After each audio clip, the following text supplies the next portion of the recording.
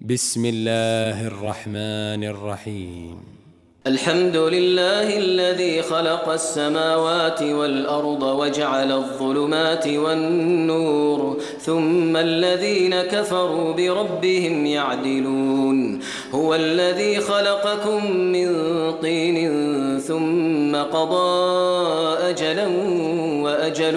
مسمى عنده ثم أنتم تمترون. وهو الله في السماوات وفي الأرض يعلم سركم وجهركم ويعلم ما تكسبون. وما تأتيهم من آية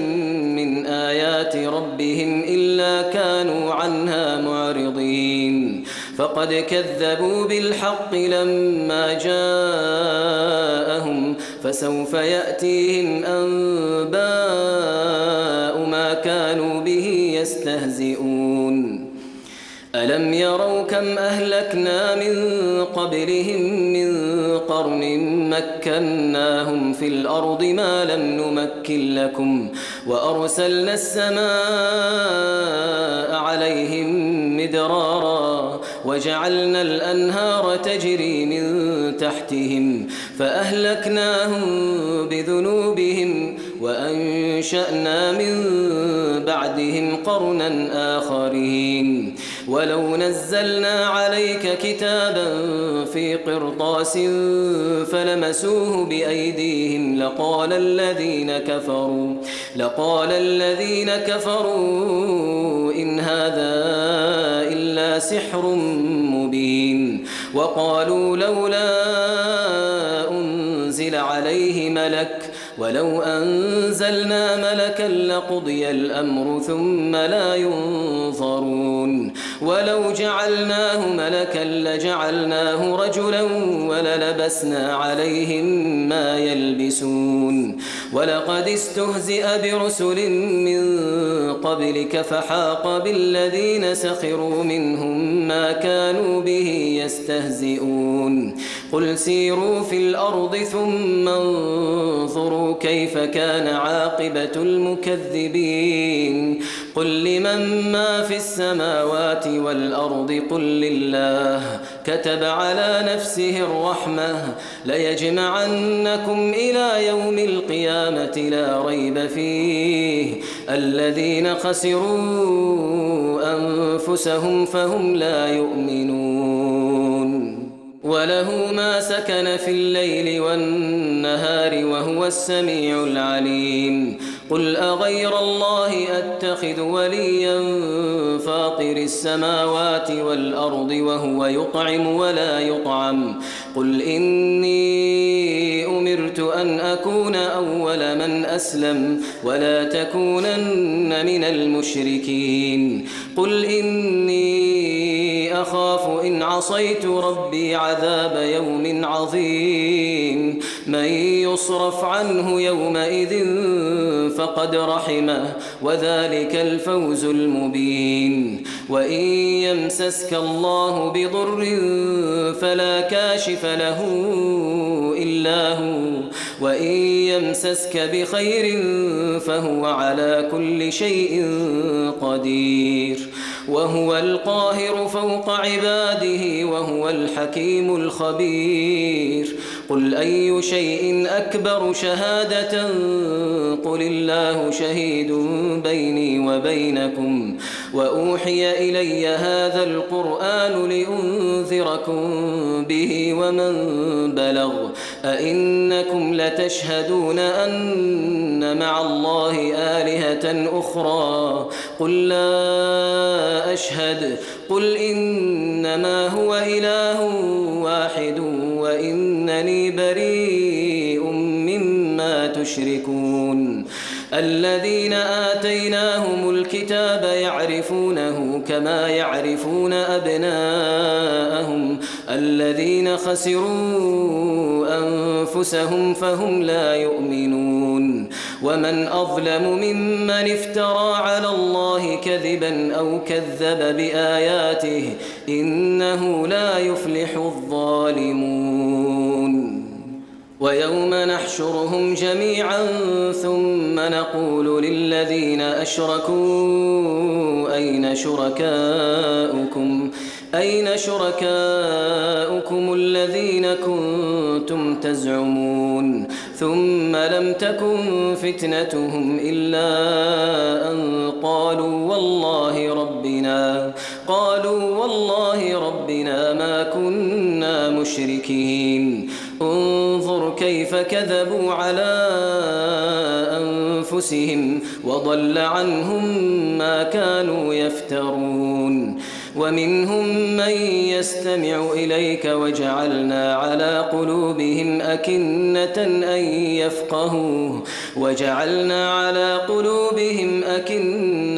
أن يفقهوه وفي آذانهم وقرا وإن يروا كل آية لا يؤمنوا بها حتى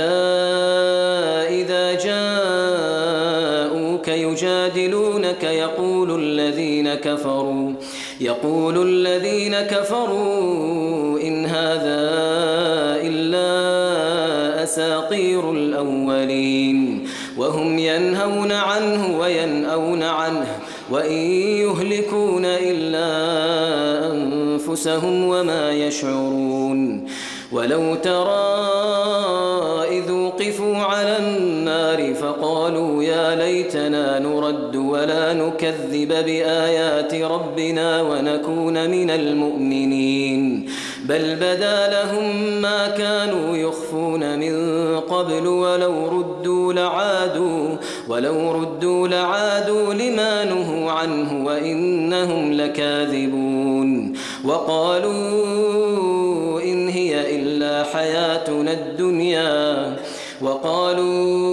إن هي إلا حياتنا الدنيا وما نحن بمبعوثين ولو ترى إذ وقفوا على ربهم قال أليس هذا بالحق قالوا بلى وربنا قال فذوقوا العذاب بما كنتم تكفرون قد خسر الذين كذبوا بلقاء الله حتى إذا جاءتهم الساعة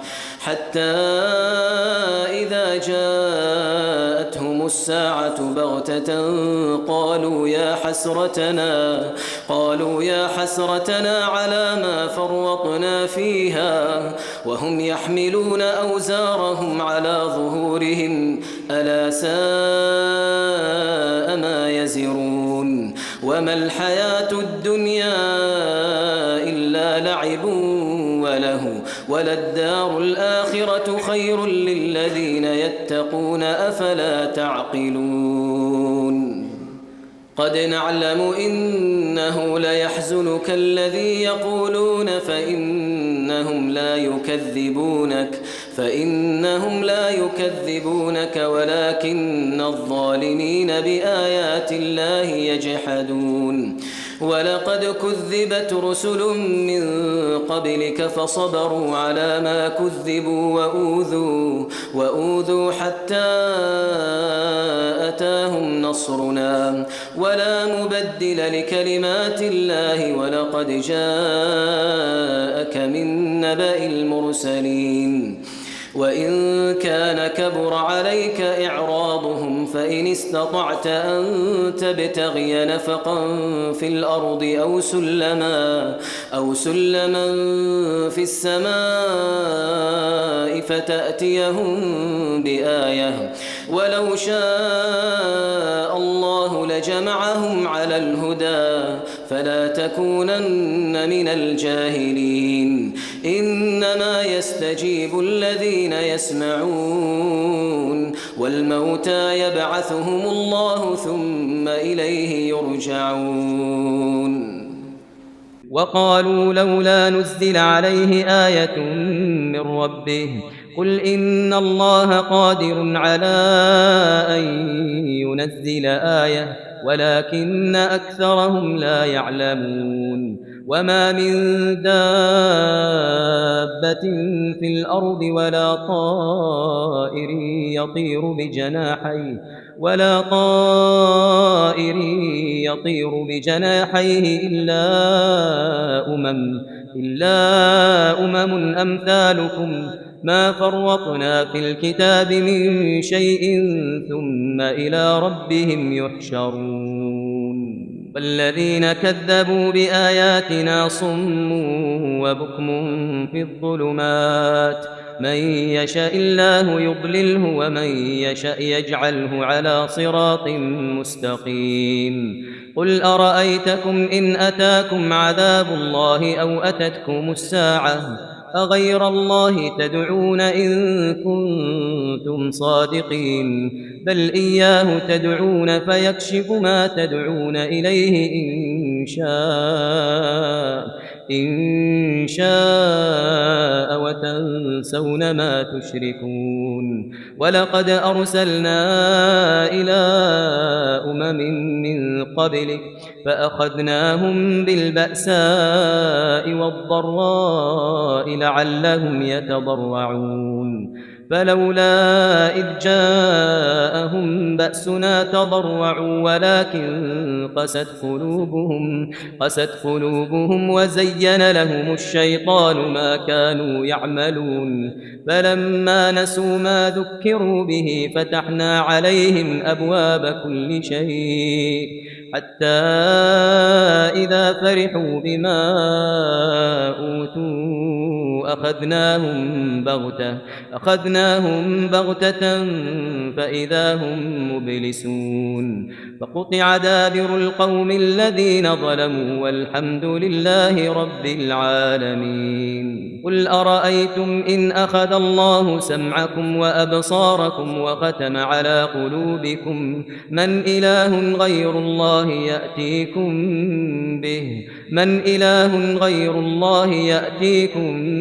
به انظر كيف نصرف الآيات ثم هم يصدفون قل أرأيتكم إن أتاكم عذاب الله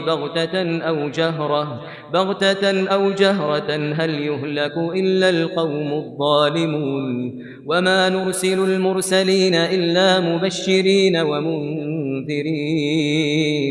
فمن آمن وأصلح فلا خوف عليهم ولا هم يحزنون والذين كذبوا بآياتنا يمسهم العذاب بما كانوا يفسقون قل لا أقول لكم عندي خزائن الله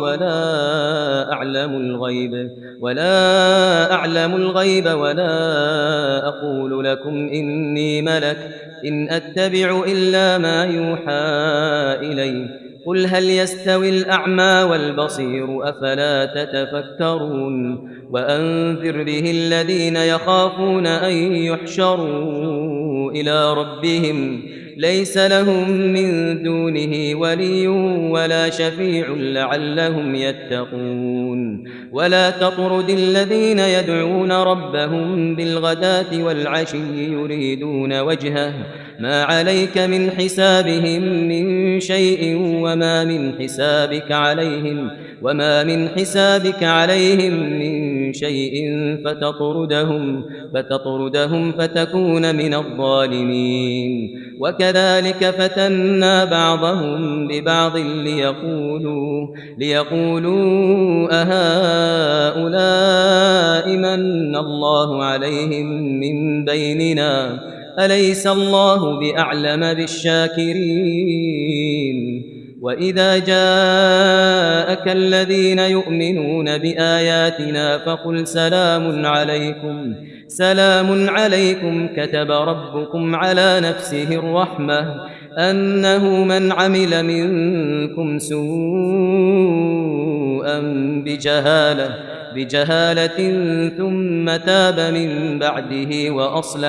ثم تاب من بعده وأصلح فأنه غفور رحيم وكذلك نفصل الآيات ولتستبين سبيل المجرمين قل إني نهيت أن أعبد الذين تدعون من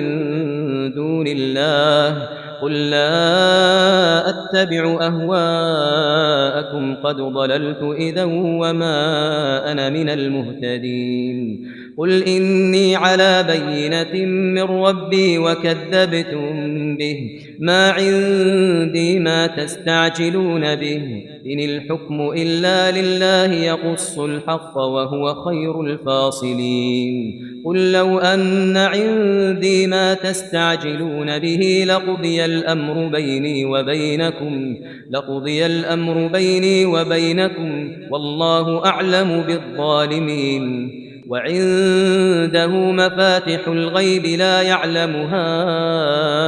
إلا هو، ويعلم ما في البر والبحر، وما تسقط من ورقة إلا يعلمها، ولا حبة في ظلمات الأرض ولا رطب ولا يابس إلا في كتاب مبين. وهو الذي يتوفاكم بالليل ويعلم ما جرحتم بالنهار، ثم يبعثكم فيه ليقضى أجل مسمى، ثم إليه مرجعكم ثم ينبئكم بما كنتم تعملون. وهو القاهر فوق عباده ويرسل عليكم حفظه، حتى إذا جاء أحدكم الموت توفته رسلنا وهم لا يفرطون، ثم ردوا إلى الله مولاهم الحق، ألا له الحكم وهو أسرع الحاسبين. قل من ينجيكم من ظلمات البر والبحر تدعونه تضرعا وخفية لئن أنجانا من هذه لنكونن من الشاكرين. قل الله ينجيكم منها ومن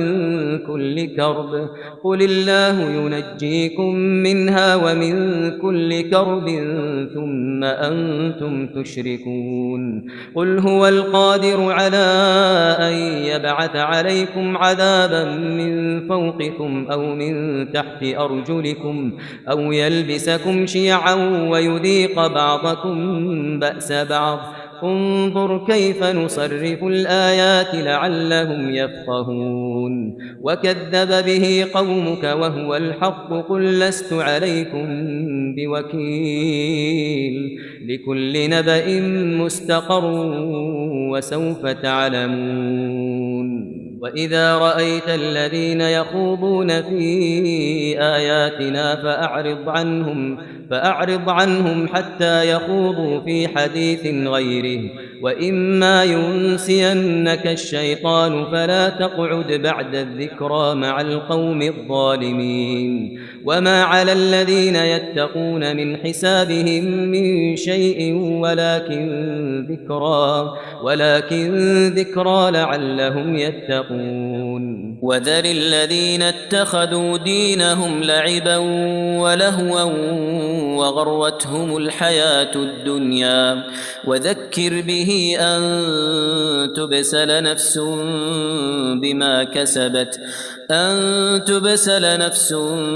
بما كسبت ليس لها من دون الله ولي ولا شفيع وإن تعدل كل عدل لا يؤخذ منها. أولئك الذين أبسلوا بما كسبوا لهم شراب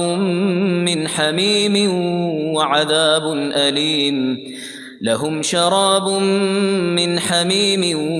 وعذاب أليم بما كانوا يكفرون. قل أندعو من دون الله ما لا ينفعنا ولا يضرنا ونرد على أعقابنا بعد إذ هدانا الله، كالذي استهوته الشياطين في الأرض حيران له أصحاب يدعونه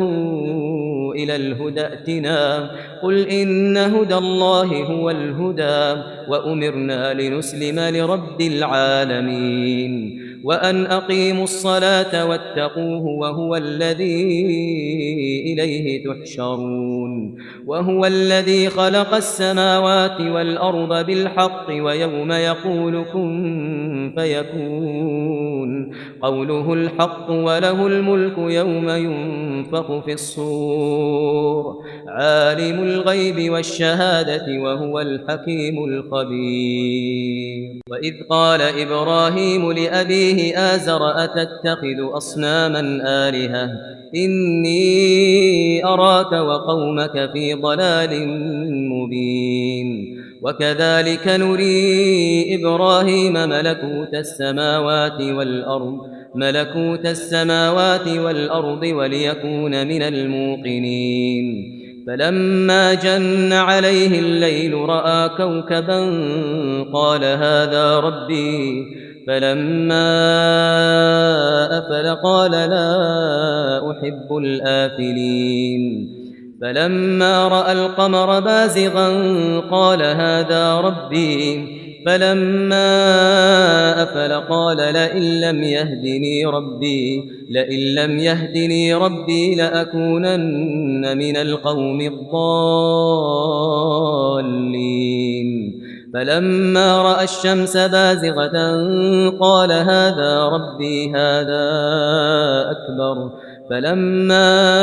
أفلت قال يا قوم إني بريء مما تشركون إني وجهت وجهي للذي فطر السماوات والأرض حنيفا وما أنا من المشركين وحاجه قومه قال أتحاجوني في الله وقد هدان ولا أخاف ما تشركون به إلا أن يشاء ربي شيئا وسع ربي كل شيء علما أفلا تتذكرون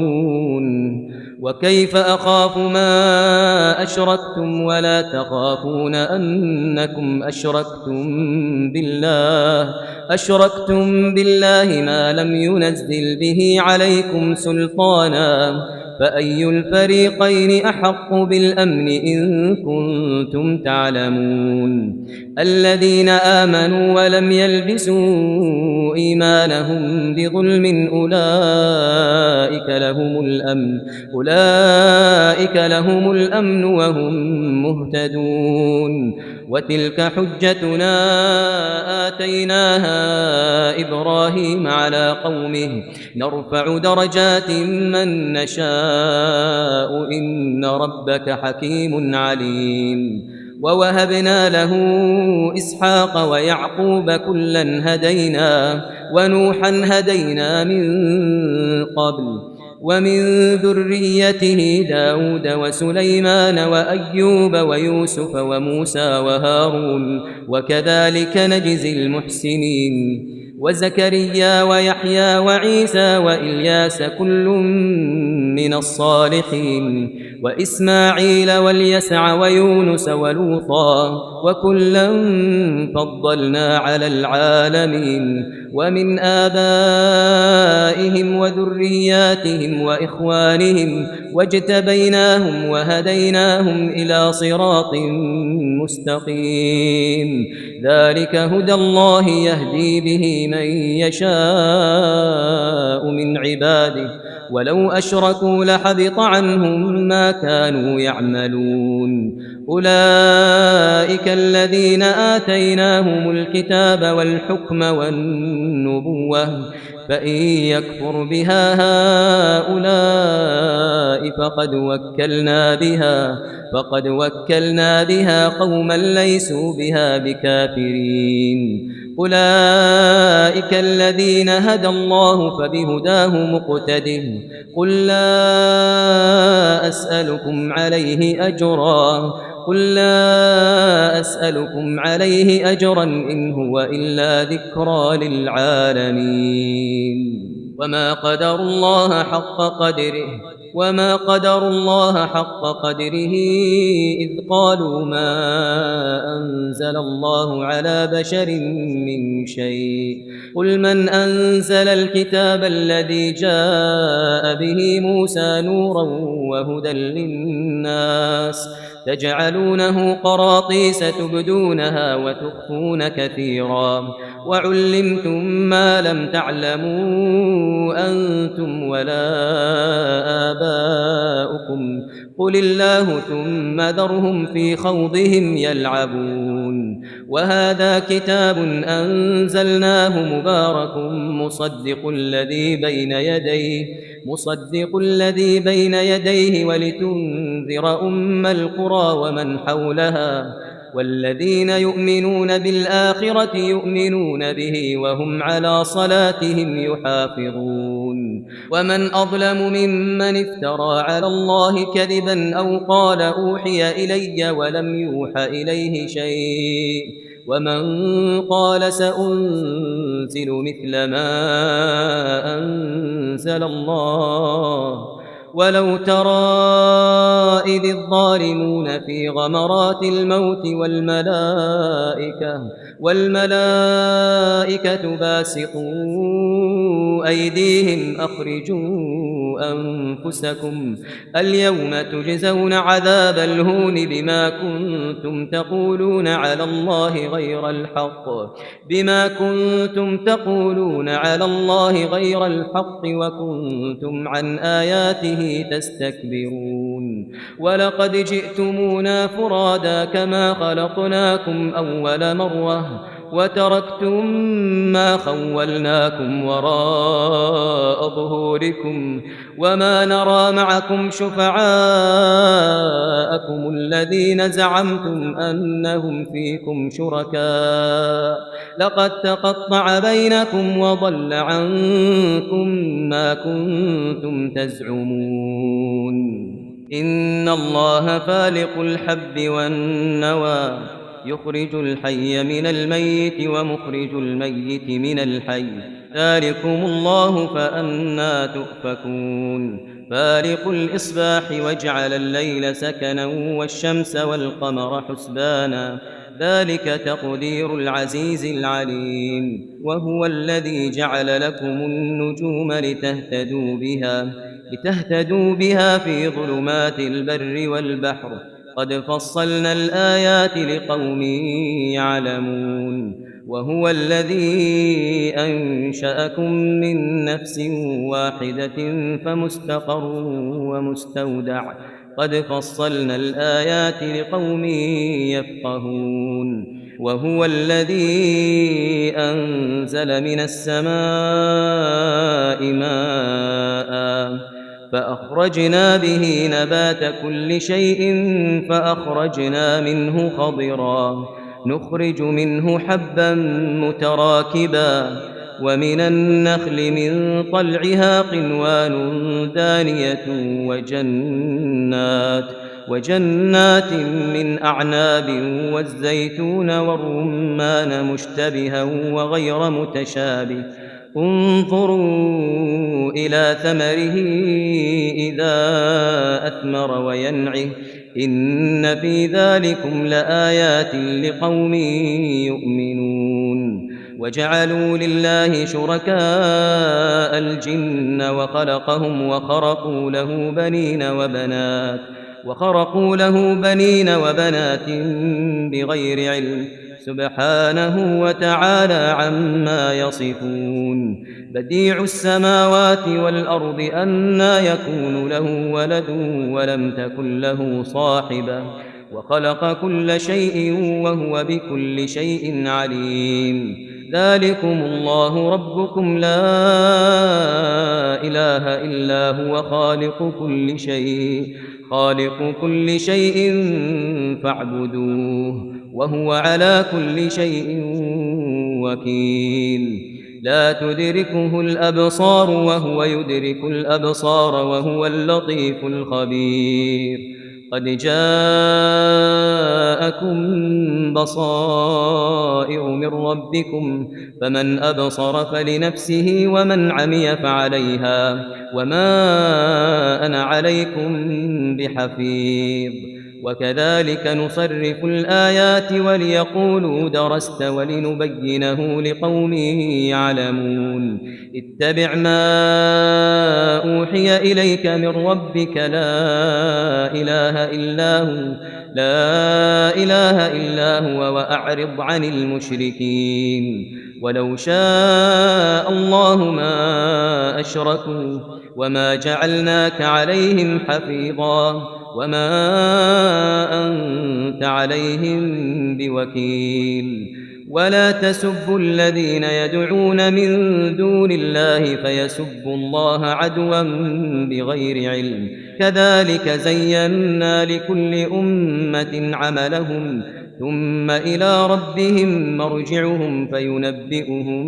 بما كانوا يعملون وأقسموا بالله جهد أيمانهم لئن جاءتهم آية ليؤمنن بها قل إنما الآيات عند الله وما يشعركم أنها إذا جاءت لا يؤمنون ونقلب أفئدتهم وأبصارهم كما لم يؤمنوا به أول مرة ونذرهم في طغيانهم يعمهون ولو أننا نزلنا إليهم الملائكة وكلمهم الموتى وحشرنا عليهم كل شيء قبلا ما كانوا ليؤمنوا إلا أن يشاء الله ولكن أكثرهم يجهلون وكذلك جعلنا لكل نبي عدوا شياطين الإنس والجن يوحي بعضهم إلى بعض زخرف القول غرورا ولو شاء ربك ما فعلوه فذرهم وما يفترون ولتصغى إليه أفئدة الذين لا يؤمنون بالآخرة وليرضوه وليقترفوا ما هم مقترفون أفغير الله أبتغي حكما وهو الذي أنزل إليكم الكتاب مفصلا والذين آتيناهم الكتاب يعلمون أنه منزل من ربك بالحق فلا تكونن من الممترين وتمت كلمة ربك صدقا وعدلا لا مبدل لكلماته وهو السميع العليم وإن تطع أكثر من في الأرض يضلوك عن سبيل الله إن يتبعون إلا الظن وإن هم إلا يخرصون إن ربك هو أعلم من يضل عن سبيله وهو أعلم بالمهتدين فكلوا مما ذكر اسم الله عليه إن كنتم بآياته مؤمنين وما لكم ألا تأكلوا مما ذكر اسم الله عليه وقد فصل لكم ما حرم عليكم إلا ما اضطررتم إليه وإن كثيرا ليضلون بأهوائهم بغير علم إن ربك هو أعلم بالمعتدين وذروا ظاهر الإثم وباطنه إن الذين يكسبون الإثم سيجزون بما كانوا يقترفون ولا تأكلوا مما لم يذكر اسم الله عليه وإنه وإن الشياطين ليوحون إلى أوليائهم ليجادلوكم وإن أطعتموهم إنكم لمشركون أومن كان ميتا فأحييناه وجعلنا له نورا يمشي به في الناس كمن مثله في الظلمات ليس بخارج منها كذلك زين للكافرين ما كانوا يعملون وكذلك جعلنا في كل قرية أكابر مجرميها ليمكروا فيها وما يمكرون إلا بأنفسهم وما يشعرون وإذا جاءتهم آية قالوا لن نؤمن حتى نؤتى مثل ما أوتي رسل الله أعلم حيث يجعل رسالته سيصيب الذين أجرموا صغار عند الله وعذاب شديد بما كانوا يمكرون فمن يريد الله أن يهديه يشرح صدره للإسلام ومن يرد أن يضله يجعل صدره ضيقا حرجا كأنما يصعد في السماء كذلك يجعل الله الرجس على الذين لا يؤمنون وهذا صراط ربك مستقيما قد فصلنا الآيات لقوم يذكرون لهم دار السلام عند ربهم وهو وليهم بما كانوا يعملون ويوم يحشرهم جميعا يا معشر الجن قد استكثرتم من الإنس وقال أولياؤهم من الإنس ربنا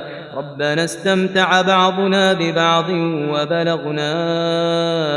أجلنا الذي أجلت لنا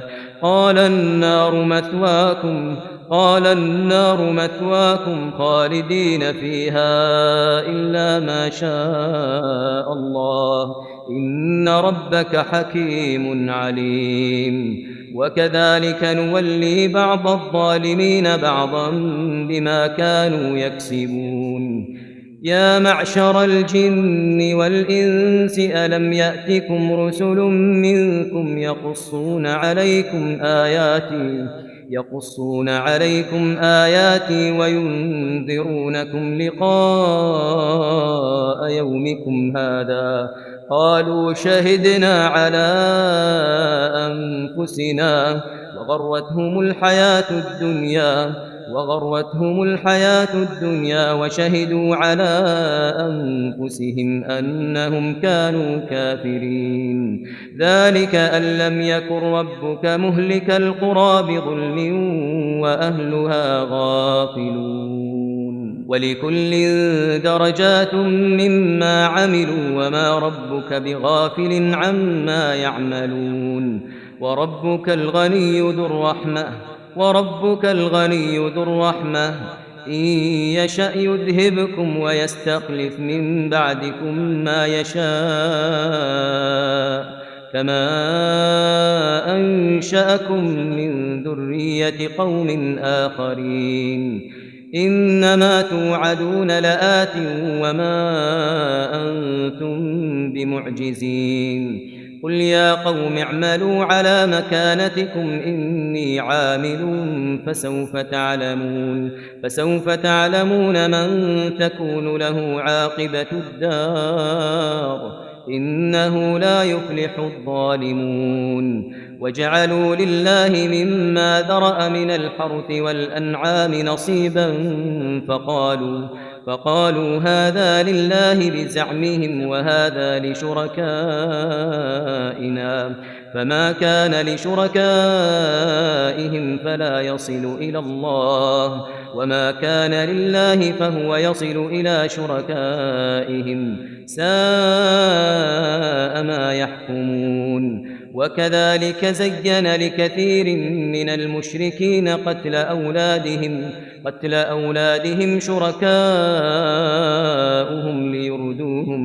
ليردوهم وليلبسوا عليهم دينهم ولو شاء الله ما فعلوه فذرهم وما يفترون وقالوا هذه أنعام وحرث حجر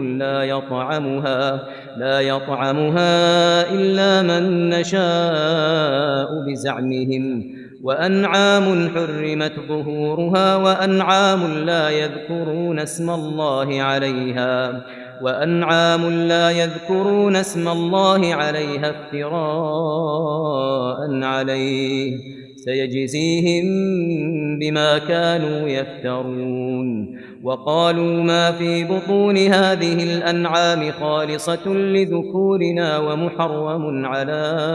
أزواجنا وإن يكن ميتة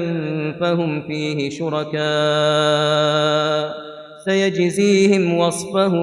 سيجزيهم وصفهم إنه حكيم عليم قد خسر الذين قتلوا أولادهم سفها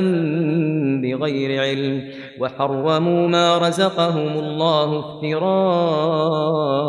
على الله قد ضلوا وما كانوا مهتدين وهو الذي أنشأ جنات معروشات وغير معروشات والنخل والزرع مختلفا أكله والزيتون والرمان متشابها وغير متشابه كلوا من ثمره إذا أثمر وآتوا حقه يوم حصاده ولا تسرفوا إنه لا يحب المسرفين ومن الأنعام حمولة وفرشا كلوا مما رزقكم الله ولا تتبعوا خطوات الشيطان إنه لكم عدو مبين 8 أزواج من الضأن 2 ومن المعز 2 قل الذكرين حرم أم الأنثيين أما اشتملت عليه أرحام الأنثيين نبئوني بعلم إن كنتم صادقين ومن الإبل 2 ومن البقر 2 قل الذكرين حرم أم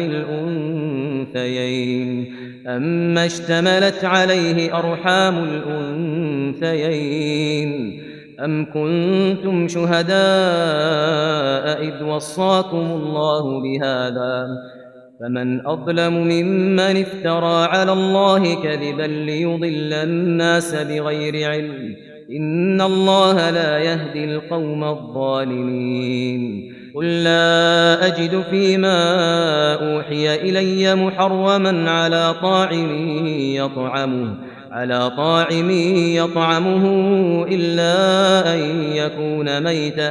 إلا أن يكون ميتة أو دما مسفوحا أو لحم خنزير فإنه رجس أو فسقا أهل لغير الله به فمن اضطر غير باغ ولا عاد فإن ربك غفور رحيم وعلى الذين هادوا حرمنا كل ذي ظفر ومن البقر والغنم حرمنا عليهم شحومهما إلا ما حملت ظهورهما أو الحوايا أو ما اختلط بعظم ذلك جزيناهم ببغيهم وإنا لصادقون فإن كذبوك فقل ربكم ذو رحمة واسعة ولا يرد بأسه عن القوم المجرمين سيقول الذين أشركوا لو شاء الله ما أشركنا ولا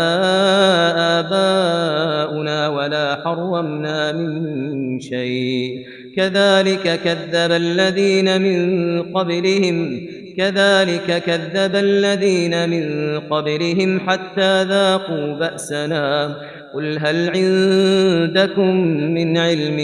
فتخرجوه لنا إن تتبعون إلا الظن وإن أنتم إلا تخرصون قل فلله الحجة البالغة فلو شاء لهداكم أجمعين قل هلم شهداءكم الذين يشهدون أن الله حرم هذا فإن شهدوا فلا تشهد معهم ولا تتبع أهواء الذين كذبوا بآياتنا والذين لا يؤمنون بالآخرة وهم بربهم يعدلون قل تعالوا أتل ما حرم ربكم عليكم ألا تشركوا به شيئا وبالوالدين إحسانا ولا تقتلوا أولادكم من إملاق نحن نرزقكم وإياهم ولا تقربوا الفواحش ما ظهر منها وما بطن ولا تقتلوا النفس التي حرم الله إلا بالحق ذلكم وصاكم به لعلكم تعقلون ولا تقربوا مال اليتيم إلا بالتي هي أحسن حتى يبلغ أشده وأوفوا الكيل والميزان بالقسط لا نكلف نفسا إلا وسعها وإذا قلتم فاعدلوا ولو كان ذا قربى وبعهد الله أوفوا ذلكم وصاكم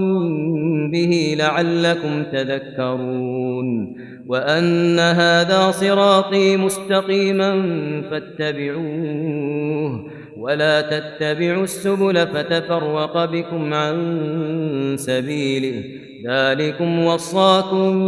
به لعلكم تتقون ثم آتينا موسى الكتاب تماما على الذي أحسن وتفصيلا لكل شيء وهدى ورحمة لعلهم بلقاء ربهم يؤمنون وهذا كتاب أنزلناه مبارك فاتبعوه واتقوا لعلكم ترحمون أن تقولوا إنما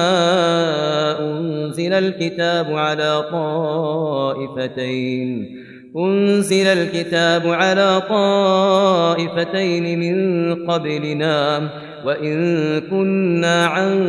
دراستهم لغافلين أو تقولوا لو أنا أنزل علينا الكتاب لكنا أهدى منهم فقد جاءكم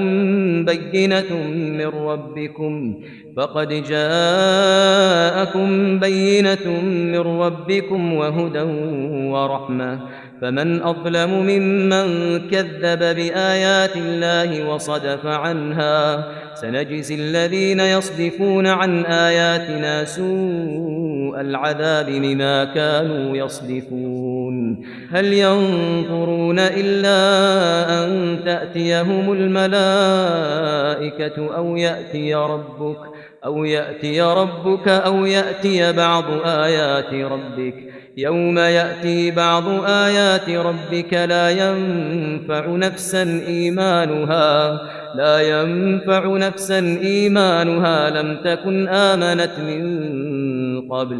لم تكن آمنت من قبل أو كسبت في إيمانها خيرا قل انتظروا إنا منتظرون إن الذين فرقوا دينهم وكانوا شيعا لست منهم في شيء إنما أمرهم إلى الله ثم ينبئهم بما كانوا يفعلون من جاء بالحسنة فله 10 أمثالها ومن جاء بالسيئة فلا يجزى إلا مثلها وهم لا يظلمون قل إنني هداني ربي إلى صراط مستقيم قل إنني هداني ربي إلى صراط مستقيم دينا قيما ملة إبراهيم حنيفا وما كان من المشركين قل إن صلاتي ونسكي ومحياي ومماتي لله رب العالمين لا شريك له وبذلك أمرت وأنا أول المسلمين قل أغير الله أبغي ربا وهو رب كل شيء ولا تكسب كل نفس إلا عليها ولا تزر وازرة وزر أخرى ثم إلى ربكم مرجعكم فينبئكم بما كنتم فيه تختلفون وهو الذي جعلكم خلائف الأرض ورفع بعضكم فوق بعض درجات ليبلوكم فيما آتاكم إن ربك سريع العقاب وإنه لغفور رحيم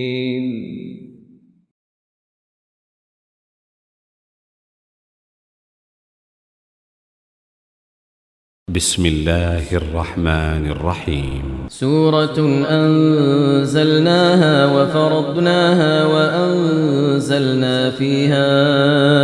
آيات بينات لعلكم تذكرون الزانية والزاني فاجلدوا كل واحد منهما 100 جلدة ولا تأخذكم بهما رأفة في دين الله إن كنتم تؤمنون بالله واليوم الآخر وليشهد عذابهما طائفة من المؤمنين الزاني لا ينكح إلا زانية أو مشركة والزانية لا ينكحها إلا زان أو مشرك وحرم ذلك على المؤمنين والذين يرمون المحصنات ثم لم يأتوا ب4 شهداء فاجلدوهم 80 جلدة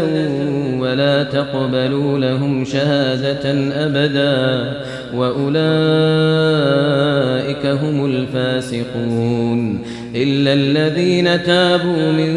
بعد ذلك وأصلحوا فإن الله غفور رحيم والذين يرمون أزواجهم ولم يكن لهم شهداء إلا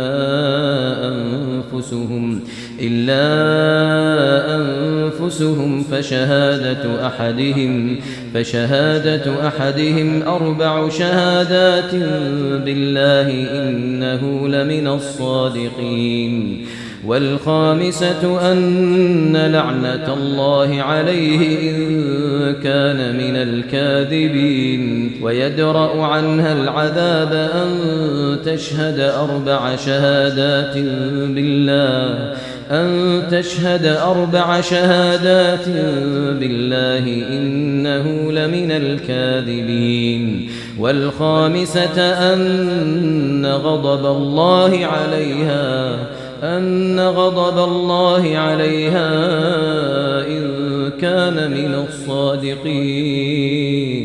ولولا فضل الله عليكم ورحمته وأن الله تواب حكيم إن الذين جاءوا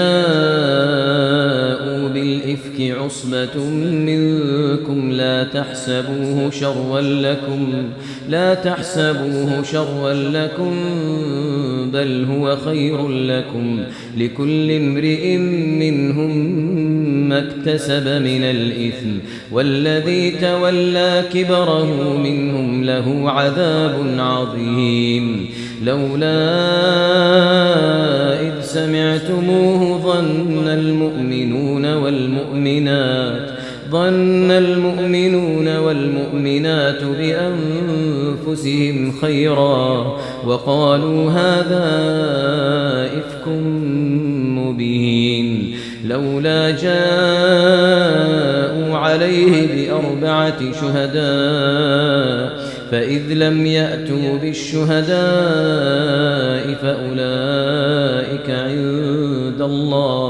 فأولئك عند الله هم الكاذبون ولولا فضل الله عليكم ورحمته في الدنيا والآخرة لمسكم فيما أفضتم فيه عذاب عظيم إذ تلقونه بألسنتكم وتقولون بأفواهكم ما ليس لكم به علم وتحسبونه هينا وهو عند الله عظيم ولولا إذ سمعتموه قلتم ما يكون لنا أن نتكلم بهذا سبحانك هذا بهتان عظيم يعظكم الله أن تعودوا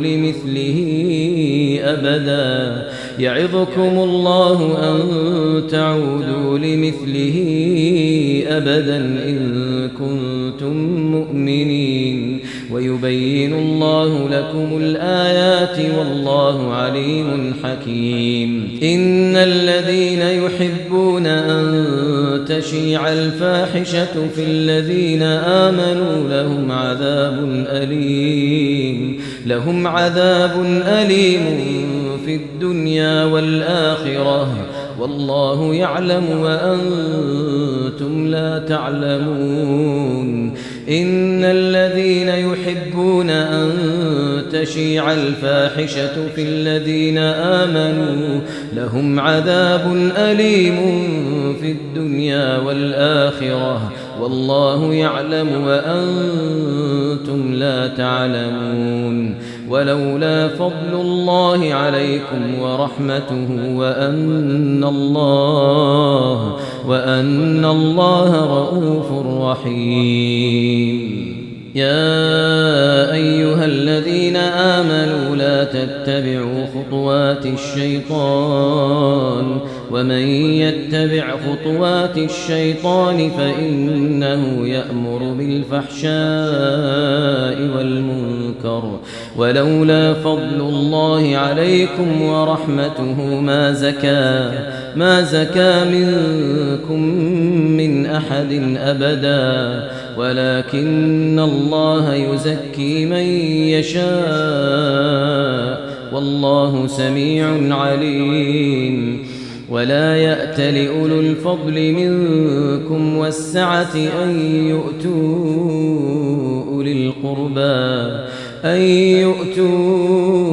أولي القربى والمساكين والمهاجرين في سبيل الله وليعفوا وليصفحوا ألا تحبون أن يغفر الله لكم والله غفور رحيم إن الذين يرمون المحصنات الغافلات المؤمنات لعنوا في الدنيا والآخرة ولهم عذاب عظيم يوم تشهد عليهم ألسنتهم وأيديهم وأرجلهم بما كانوا يعملون يوم تشهد عليهم ألسنتهم وأيديهم وأرجلهم بما كانوا يعملون يومئذ يوفيهم الله دينهم الحق ويعلمون أن الله هو الحق المبين الخبيثات للخبيثين والخبيثون للخبيثات والطيبات للطيبين والطيبون للطيبات أولئك مبرؤون مما يقولون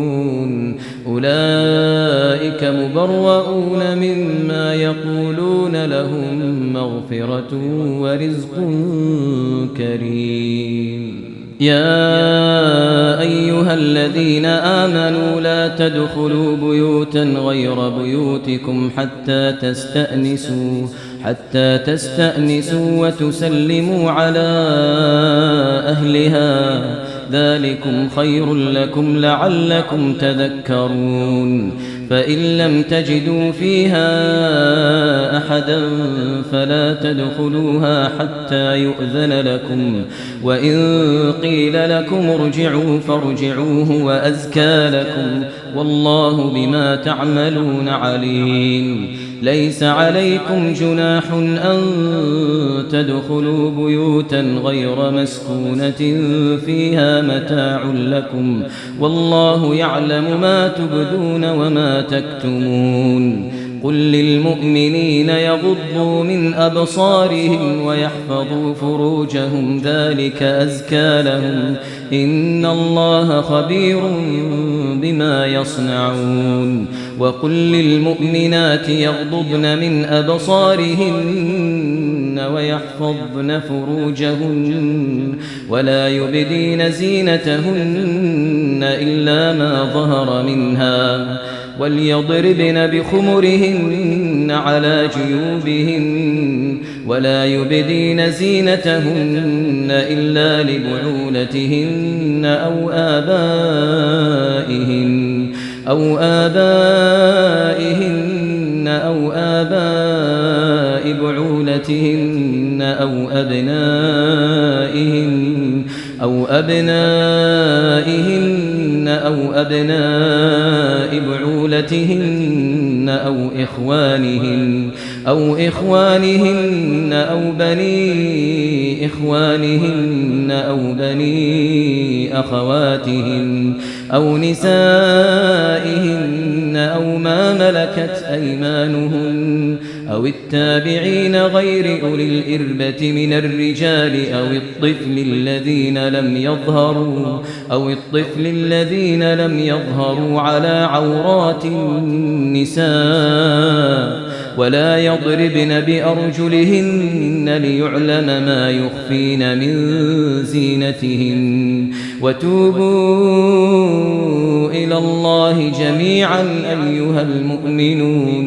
وتوبوا إلى الله جميعا أيها المؤمنون لعلكم تفلحون وأنكحوا الأيام منكم والصالحين من عبادكم وإمائكم إن يكونوا فقراء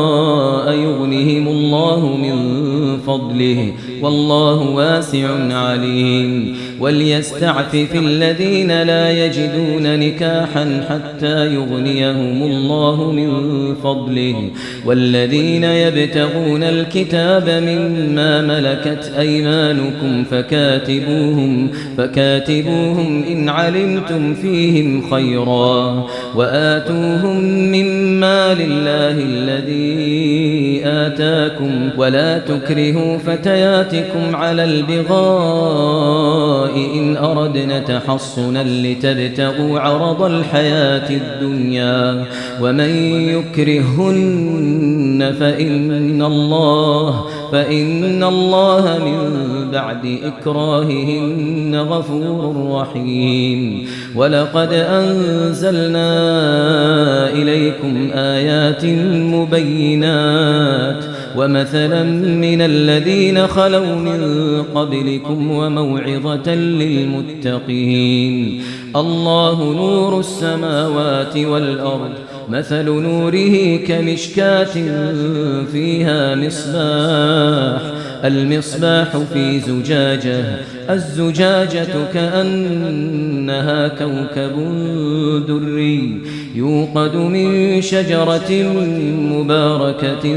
زيتونة لا شرقية ولا غربية يكاد زيتها يضيء ولو لم تمسسه نار نور على نور يهدي الله لنوره من يشاء ويضرب الله الأمثال للناس والله بكل شيء عليم في بيوت أذن الله أن ترفع ويذكر فيها اسمه يسبح له فيها بالغدو والآصال رجال لا تلهيهم تجارة ولا بيع عن ذكر الله وإقام الصلاة وإيتاء الزكاة يخافون يوما تتقلب فيه القلوب والأبصار ليجزيهم الله أحسن ما عملوا ويزيدهم من فضله والله يرزق من يشاء بغير حساب والذين كفروا أعمالهم كسراب بقيعة يحسبه الظمآن ماء حتى إذا جاءه لم يجده شيئا ووجد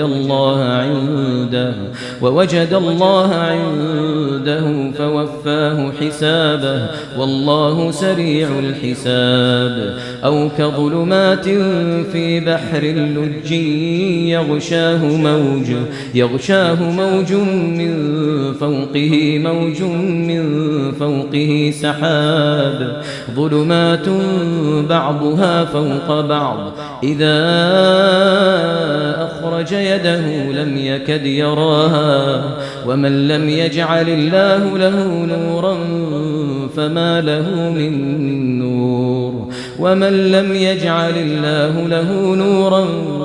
فما له من نور ألم تر أن الله يسبح له من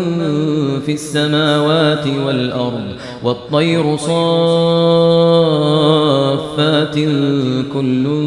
قد علم صلاته وتسبيحه والله عليم بما يفعلون ولله ملك السماوات والأرض وإلى الله المصير ألم تر أن الله يسجي سحابا ثم يؤلف بينه ثم يجعله ركاما فترى الودق يخرج من خلاله وينزل من السماء من جبال فيها من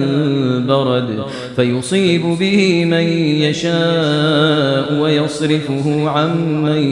يشاء يكاد سنا برقه يذهب بالأبصار يقلب الله الليل والنهار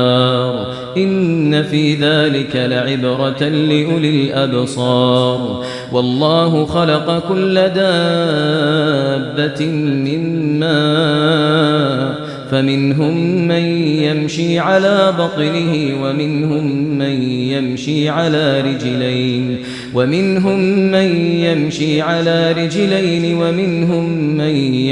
على أربع يخلق الله ما يشاء إن الله على كل شيء قدير لقد أنزلنا آيات مبينات والله يهدي من يشاء إلى صراط مستقيم ويقولون آمنا بالله وبالرسول وأطعنا ثم يتولى فريق منهم من بعد ذلك وما أولئك بالمؤمنين وإذا دعوا إلى الله ورسوله ليحكم بينهم إذا فريق منهم معرضون وإن يكن لهم الحق يأتوا إليه مذعنين أفي قلوبهم مرض أم ارتابوا أم يخافون أن يحيف الله عليهم ورسوله بل أولئك هم الظالمون إنما كان قول المؤمنين إذا دعوا ردوا إلى الله ورسوله ليحكم بينهم أن يقولوا سمعنا وأطعنا وأولئك هم المفلحون ومن يطع الله ورسوله ويخشى الله ويتقه فأولئك هم الفائزون وأقسموا بالله جهد أيمانهم لئن أمرتهم ليخرجن قل لا تقسموا طاعة معروفة إن الله خبير بما تعملون قل أطيعوا الله وأطيعوا الرسول فإن تولوا فإنما عليه ما حمل وعليكم ما حملتم وإن تطيعوه تهتدوا وما على الرسول إلا البلاغ المبين وعد الله الذين آمنوا منكم وعملوا الصالحات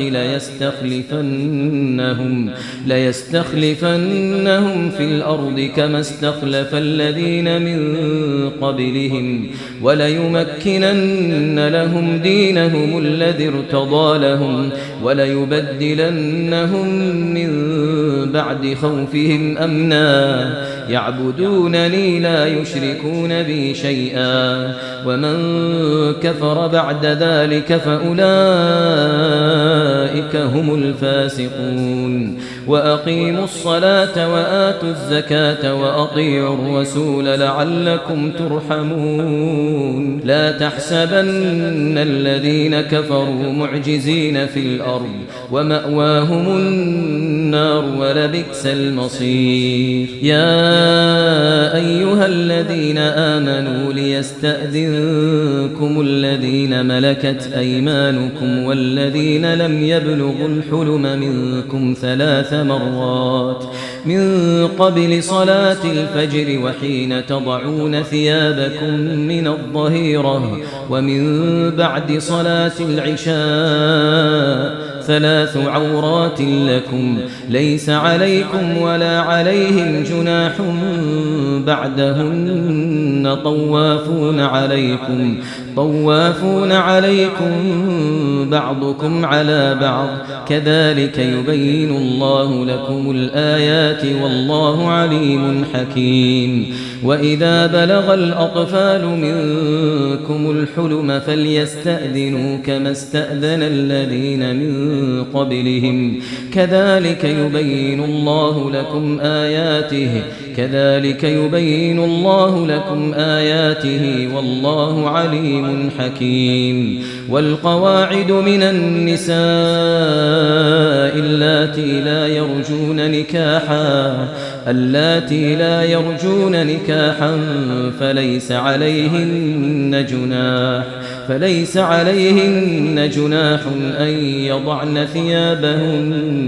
فليس عليهن جناح أن يضعن ثيابهن غير متبرجات بزينة وأن يستعففن خير لهن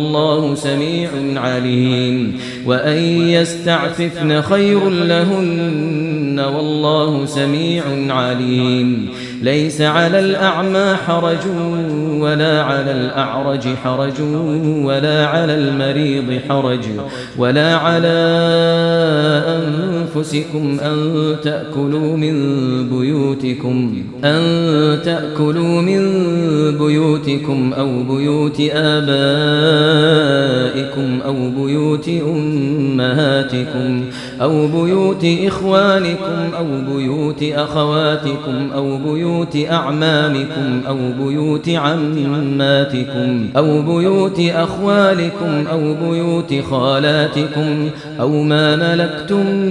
مفاتحه أو صديقكم ليس عليكم جناح أن تأكلوا جميعا أو أشتاتا فإذا دخلتم بيوتا فسلموا على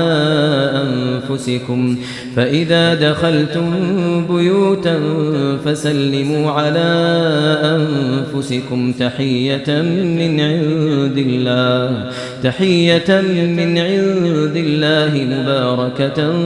طيبة كذلك يبين الله لكم الآيات لعلكم تعقلون إنما المؤمنون الذين آمنوا بالله ورسوله وإذا كانوا معه على أمر جامع لم يذهبوا حتى يستأذنوه إن الذين يستأذنونك أولئك الذين يؤمنون بالله ورسوله فإذا استأذنوك لبعض شأنهم فأذن لمن شئت منهم واستغفر لهم الله إن الله غفور رحيم لا تجعلوا دعاء الرسول بينكم كدعاء بعضكم بعضا قد يعلم الله الذين يتسللون منكم لواذا فليحذر الذين يخالفون عن أمره أن تصيبهم فتنة أو يصيبهم عذاب أليم ألا إن لله ما في السماوات والأرض قد يعلم ما أنتم عليه ويوم يرجعون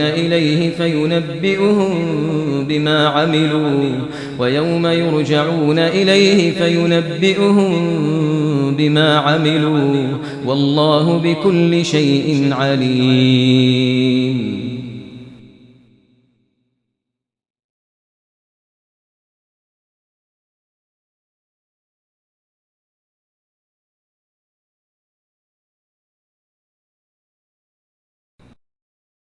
بسم الله الرحمن الرحيم. ألف لام را تلك آيات الكتاب المبين إنا أنزلناه قرآنا عربيا لعلكم تعقلون نحن نقص عليك أحسن القصص بما أوحينا إليك هذا القرآن وإن كنت من قبله لمن الغافلين إذ قال يوسف لأبيه يا أبت إني رأيت أحد عشر كوكبا والشمس والقمر رأيتهم لي ساجدين قال يا بني لا تقصص رؤياك على إخوتك فيكيدوا لك كيدا إن الشيطان للإنسان عدو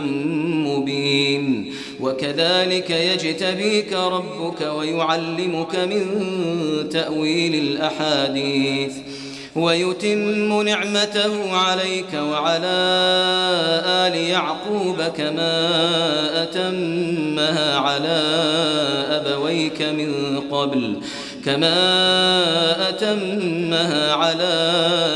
أبويك من قبل إبراهيم وإسحاق إن ربك عليم حكيم لقد كان في يوسف وإخوته آيات للسائلين إذ قالوا ليوسف وأخوه أحب إلى أبينا منا ونحن عصبة إن أبانا لفي ضلال مبين اقتلوا يوسف أو اطرحوه أرضا يخل لكم وجه أبيكم وتكونوا من بعده قوما صالحين قال قائل منهم لا تقتلوا يوسف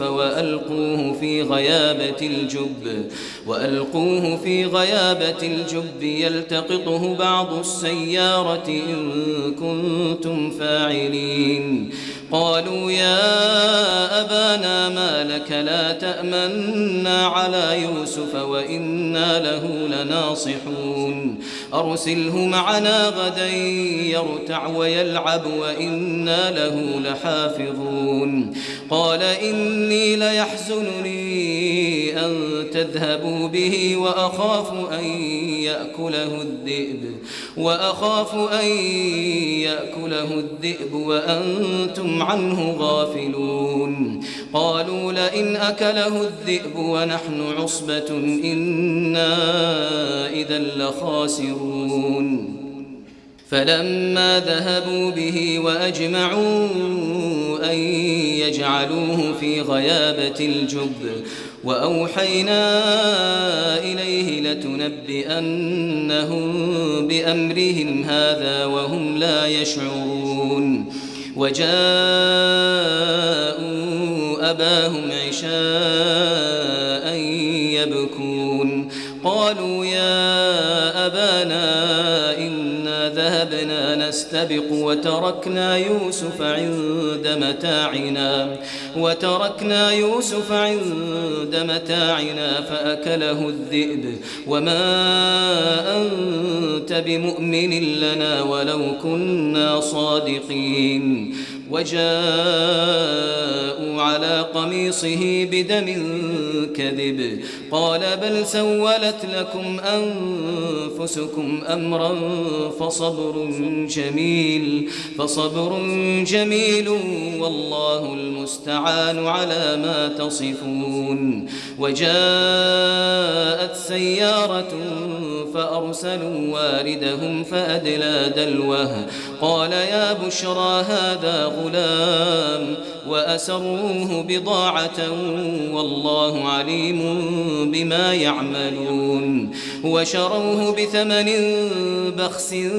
دراهم معدودة وكانوا فيه من الزاهدين وقال الذي اشتراه من مصر لامرأته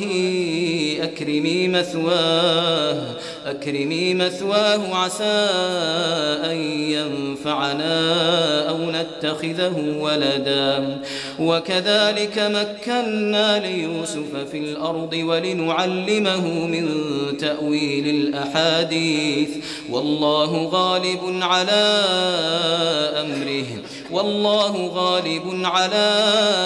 أمره ولكن أكثر الناس لا يعلمون ولما بلغ أشده آتيناه حكما وعلما وكذلك نجزي المحسنين وراودته التي هو في بيتها عن نفسه وغلقت الأبواب وقالت هيت لك قال معاذ الله إنه ربي أحسن مثواي إنه لا يفلح الظالمون ولقد همت به وهم بها لولا أن رأى برهان ربه كذلك لنصرف عنه السوء والفحشاء إنه من عبادنا المخلصين واستبق الباب وقدت قميصه من دبر وألف يا سيدها لدى الباب قالت ما جزاء من أراد بأهلك سوءا إلا أن يسجن أو عذاب أليم قال هي راودتني عن نفسي وشهد شاهد من أهلها إن كان قميصه قد من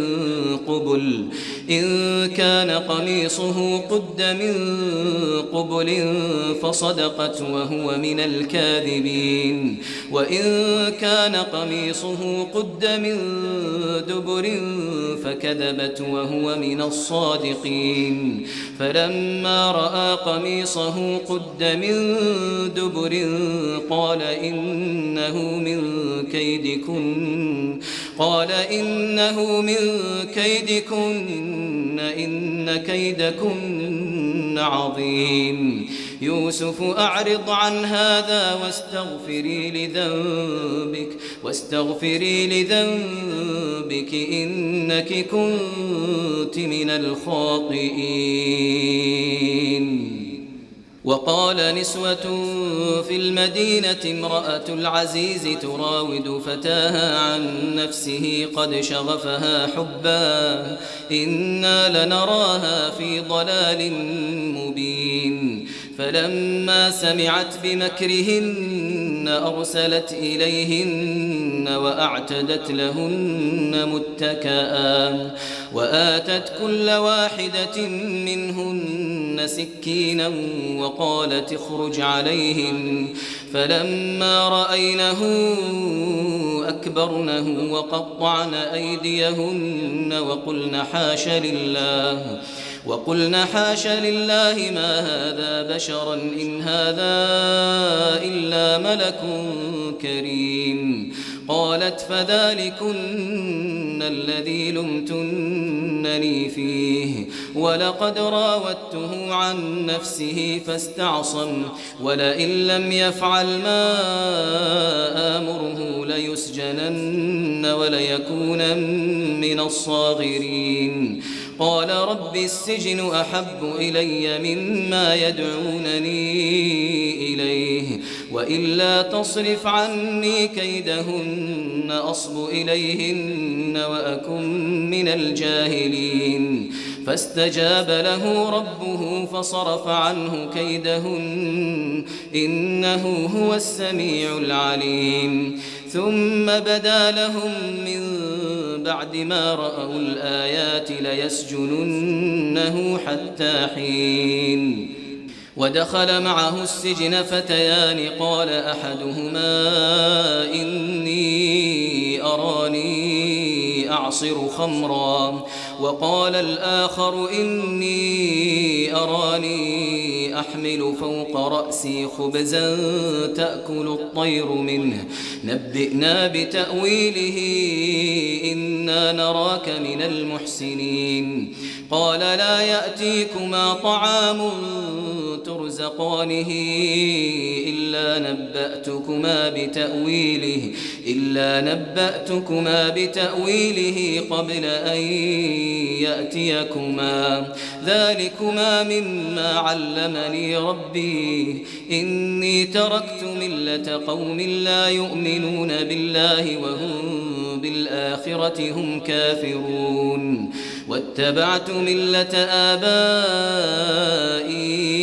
إبراهيم وإسحاق ويعقوب ما كان لنا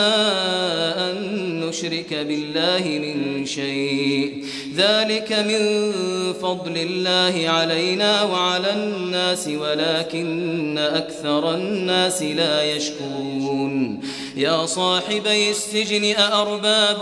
متفرقون خير أم الله الواحد القهار. ما تعبدون من دونه إلا أسماء سميتموها أنتم وآباؤكم ما أنزل الله بها من سلطان إن الحكم إلا لله أمر ألا تعبدوا إلا إياه ذلك الدين القيم ولكن أكثر الناس لا يعلمون. يا صاحبي السجن أما أحدكما فيسقي ربه خمرا وأما الآخر فيصلب فتأكل الطير من رأسه قضي الأمر الذي فيه تستفتيان. وقال للذي ظن أنه ناج منهما اذكرني عند ربك فأنساه الشيطان ذكر ربه فلبث في السجن بضع سنين. وقال الملك إني أرى 7 بقرات سمان يأكلهن 7 عجاف و7 سنبلات خضر وأخر يابسات يا أيها الملأ أفتوني في رؤياي إن كنتم للرؤيا تعبرون قالوا أضغاث أحلام وما نحن بتأويل الأحلام بعالمين وقال الذي نجا منهما وادكر بعد أمة أنا أنبئكم بتأويله فأرسلون يوسف أيها الصديق أفتنا في 7 بقرات سمان يأكلهن 7 عجاف و7 سنبلات خضر وأخر يابسات لعلي أرجع إلى الناس لعلهم يعلمون قال تزرعون 7 سنين دأبا فما حصدتم فذروه في سنبله إلا قليلا مما تأكلون ثم يأتي من بعد ذلك 7 شداد يأكلن ما قدمتم لهن إلا قليلا مما تحصنون ثم يأتي من بعد ذلك عام فيه يغاث الناس وفيه يعصرون وقال الملك ائتوني به فلما جاءه الرسول قال ارجع إلى ربك فاسأله ما بال النسوة اللاتي قطعن أيديهن إن ربي بكيدهن عليم قال ما خطبكن إذ راوتن يوسف عن نفسه قلنا حاش لله ما علمنا عليه من سوء قالت امرأة العزيز الآن حصحص الحق أنا راودته عن نفسه وإنه لمن الصادقين ذلك ليعلم أني لم أخنه بالغيب وأن الله لا يهدي كيد الخائنين وما أبرئ نفسي إن النفس لأمارة بالسوء إلا ما رحم ربي إن ربي غفور رحيم وقال الملك ائتوني به أستخلصه لنفسي فلما كلمه قال إنك اليوم لدينا مكين أمين قال جعلني على خزائن الأرض إني حفيظ عليم وكذلك مكنا ليوسف في الأرض يتبوأ منها حيث يشاء نصيب برحمتنا من نشاء ولا نضيع أجر المحسنين ولأجر الآخرة خير للذين آمنوا وكانوا يتقون وجاء إخوة يوسف فدخلوا عليه فعرفهم وهم له منكرون ولما جهزهم بجهازهم قال ائتوني بأخ لكم من أبيكم ألا ترون أني أوفي الكيل وأنا خير المنزلين فإن لم تأتوني به فلا كيل لكم عندي ولا تقربون قالوا سنراود عنه أباه وإنا لفاعلون وقال لفتيانه جعلوا بضاعتهم في رحالهم لعلهم يعرفونها إذا انقلبوا إلى أهلهم لعلهم يرجعون فلما رجعوا إلى أبيهم قالوا يا أبانا منع منا الكيل قالوا يا أبانا منع منا الكيل فأرسل معنا أخانا نكتل وإنا له لحافظون قال هل آمنكم عليه إلا كما أمنتكم على أخيه من قبل فالله خير حافظا وهو أرحم الراحمين ولما فتحوا متاعهم وجدوا بضاعتهم ردت إليهم قالوا يا أبانا ما نبغي هذه بضاعتنا ردت إلينا ونمير أهلنا ونحفظ أخانا ونزداد كيل بعير ذلك كيل يسير قال لن أرسله معكم حتى تؤتون موثقا من الله لتأتونني به إلا أن يحاط بكم فلما آتوه موثقهم قال الله على ما نقول وكيل وقال يا بني لا تدخلوا من باب واحد وادخلوا من أبواب متفرقة وما أغني عنكم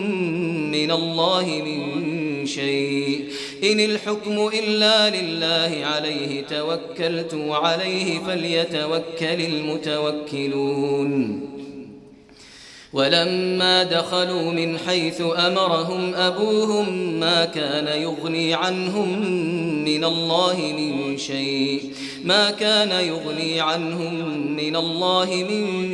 شيء إلا حاجة في نفس يعقوب قضاها وإنه لذو علم لما علمناه ولكن أكثر الناس لا يعلمون ولما دخلوا على يوسف آوى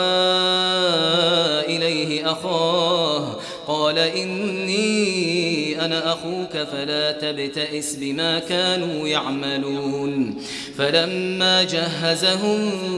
بجهازهم جعل السقاية في رحل أخيه ثم أذن مؤذن أيتها العير إنكم لسارقون قالوا وأقبلوا عليهم ماذا تفقدون قالوا نفقد صواع الملك ولمن جاء به حمل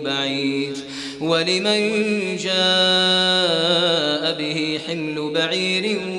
وأنا به زعيم قالوا تالله لقد علمتم ما جئنا لنفسد في الأرض وما كنا سارقين قالوا فما جزاؤه إن كنتم كاذبين قالوا جزاؤه من وجد في رحله فهو جزاؤه كذلك نجزي الظالمين فبدأ بأوعيتهم قبل وعاء أخيه ثم استخرجها من وعاء أخيه كذلك كدنا ليوسف ما كان ليأخذ أخاه في دين الملك إلا أن يشاء الله نرفع درجات من نشاء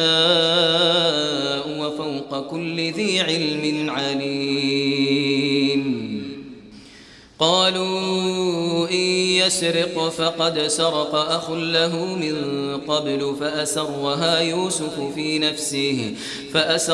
يوسف في نفسه ولم يبدها لهم قال أنتم شر مكانا والله أعلم بما تصفون قالوا يا أيها العزيز إن له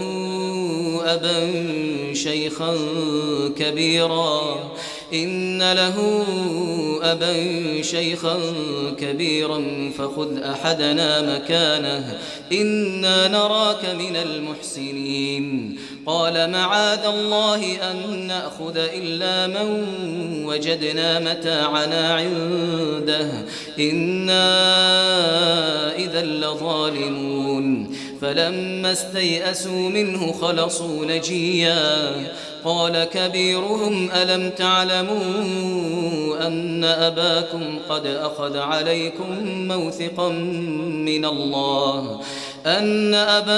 قد أخذ عليكم موثقا من الله ومن قبل ما فرطتم في يوسف فلن أبرح الأرض حتى يأذن لي أبي أو يحكم الله لي وهو خير الحاكمين ارجعوا إلى أبيكم فقولوا يا أبانا إن ابنك سرق وما شهدنا إلا بما علمنا وما كنا للغيب حافظين واسأل القرية التي كنا فيها والعير التي أقبلنا فيها وإنا لصادقون قال بل سولت لكم أنفسكم أمرا فصبر جميل عسى الله أن يأتيني بهم جميعا إنه هو العليم الحكيم وتولى عنهم وقال يا أسفا على يوسف وابيضت عيناه من الحزن فهو كظيم قالوا تالله تفتأ تذكر يوسف حتى تكون حرضا أو تكون من الهالكين قال إنما أشكو بثي وحزني إلى الله وأعلم من الله ما لا تعلمون يا بني يذهبوا فتحسسوا من يوسف وأخيه ولا تيأسوا من روح الله إنه لا ييأس من روح الله إلا القوم الكافرون فلما دخلوا عليه قالوا يا أيها العزيز مسنا وأهلنا الضر وجئنا ببضاعة مزجاة فأوف لنا الكيل وتصدق علينا إن الله يجزي المتصدقين قال هل علمتم ما فعلتم بيوسف وأخيه إذ أنتم جاهلون قالوا أئنك لأنت يوسف قال أنا يوسف وهذا أخي قد من الله علينا إنه من يتق ويصبر فإن الله لا يضيع أجر المحسنين قالوا تالله لقد آثرك الله علينا وإن كنا لخاطئين قال لا تثريب عليكم اليوم يغفر الله لكم وهو أرحم الراحمين اذهبوا بقميصي هذا فألقوه على وجه أبي يأت بصيرا وأتوني بأهلكم أجمعين ولما فصلت العير قال أبوهم إني لأجد ريح يوسف لولا أن تفندون قالوا تالله إنك لفي ضلالك القديم فلما أن جاء البشير ألقاه على وجهه فارتد بصيرا قال ألم أقل لكم إني أعلم من الله ما لا تعلمون قالوا يا أبانا استغفر لنا ذنوبنا إنا كنا خاطئين قال سوف أستغفر لكم ربي إنه هو الغفور الرحيم فلما دخلوا على يوسف آوى إليه أبويه وقال ادخلوا مصر إن شاء الله آمنين ورفع أبويه على العرش وخروا له سجدا وقال يا أبت هذا تأويل رؤياي من قبل قد جعلها ربي حقا وقد أحسن بي إذ أخرجني من السجن وجاء بكم من البدو من بعد أن نزغ الشيطان بيني وبين إخوتي إن ربي لطيف لما يشاء إنه هو العليم الحكيم رب قد آتيتني من الملك وعلمتني من تأويل الأحاديث فاطر السماوات والأرض أنت ولي في الدنيا والآخرة توفني مسلما وألحقني بالصالحين ذلك من أنباء الغيب نوحيه إليك وما كنت لديهم إذ أجمعوا أمرهم وهم يمكرون وما أكثر الناس ولو حرصت بمؤمنين وما تسألهم عليه من أجر إن هو إلا ذكر للعالمين وكأي من آية في السماوات والأرض يمرون عليها وهم عنها معرضون وما يؤمن أكثرهم بالله إلا وهم مشركون أفأمنوا أن تأتيهم غاشية من عذاب الله أو تأتيهم الساعة بغتة وهم لا يشعرون قل هذه سبيلي أدعو إلى الله على بصيرة أنا ومن اتبعني وسبحان الله وما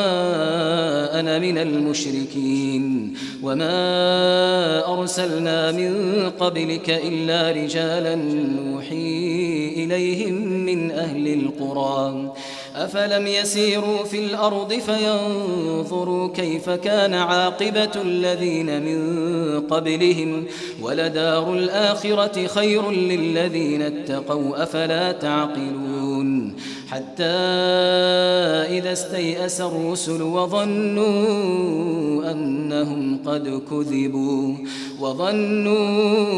أنهم قد كذبوا جاءهم نصرنا فنجي من نشاء ولا يرد بأسنا عن القوم المجرمين لقد كان في قصصهم عبرة لأولي الألباب ما كان حديثا يفترى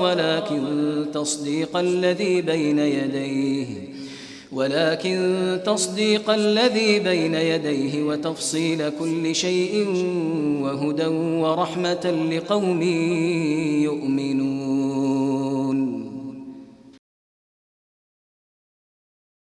بسم الله الرحمن الرحيم ألف لام را كتاب أحكمت آياته ثم فصلت من لدن حكيم خبير ألا تعبدوا إلا الله إنني لكم منه نذير وبشير وأن استغفروا ربكم ثم توبوا إليه يمتعكم متاعا حسنا إلى أجل مسمى ويؤت كل ذي فضل فضله وإن تولوا فإني أخاف عليكم عذاب يوم كبير إلى الله مرجعكم وهو على كل شيء قدير ألا إنهم يثنون صدورهم ليستخفوا منه ألا حين يستغشون ثيابهم يعلم ما يسرون وما يعلنون إنه عليم بذات الصدور وما من دابة في الأرض إلا على الله رزقها إلا على الله رزقها ويعلم مستقرها ومستودعها كل في كتاب مبين وهو الذي خلق السماوات والأرض في 6 أيام وكان عرشه على الماء ليبلوكم أيكم أحسن عملا ولئن قلت إنكم مبعوثون من بعد الموت ليقولن الذين كفروا إن هذا إلا سحر مبين ولئن أخرنا عنهم العذاب إلى أمة معدودة ليقولن ما يحبسه ألا يوم يأتيهم ليس مصروفا عنهم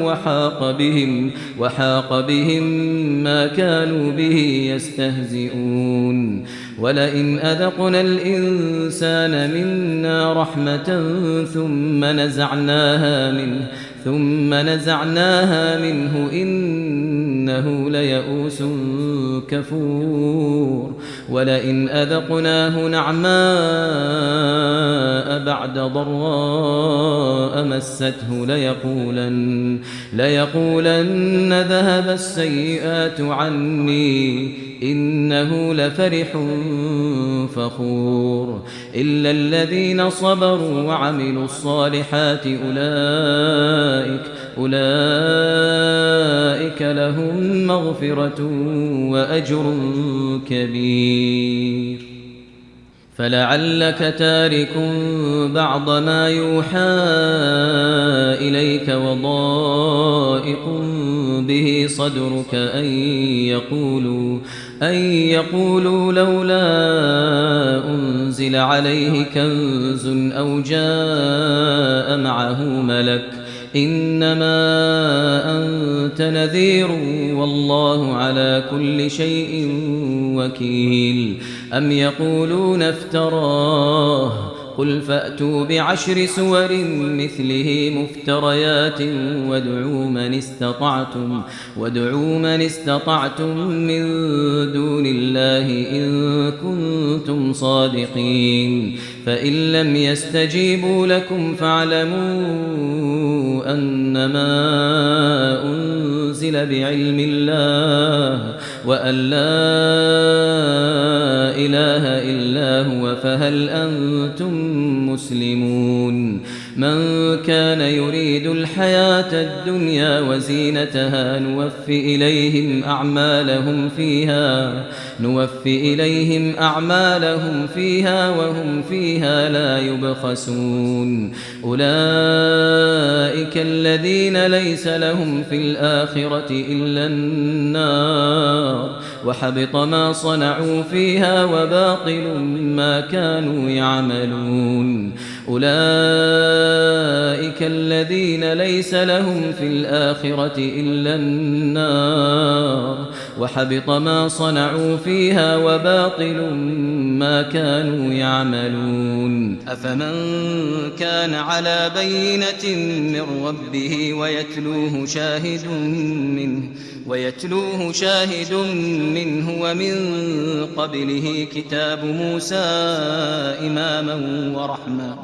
ومن قبله كتاب موسى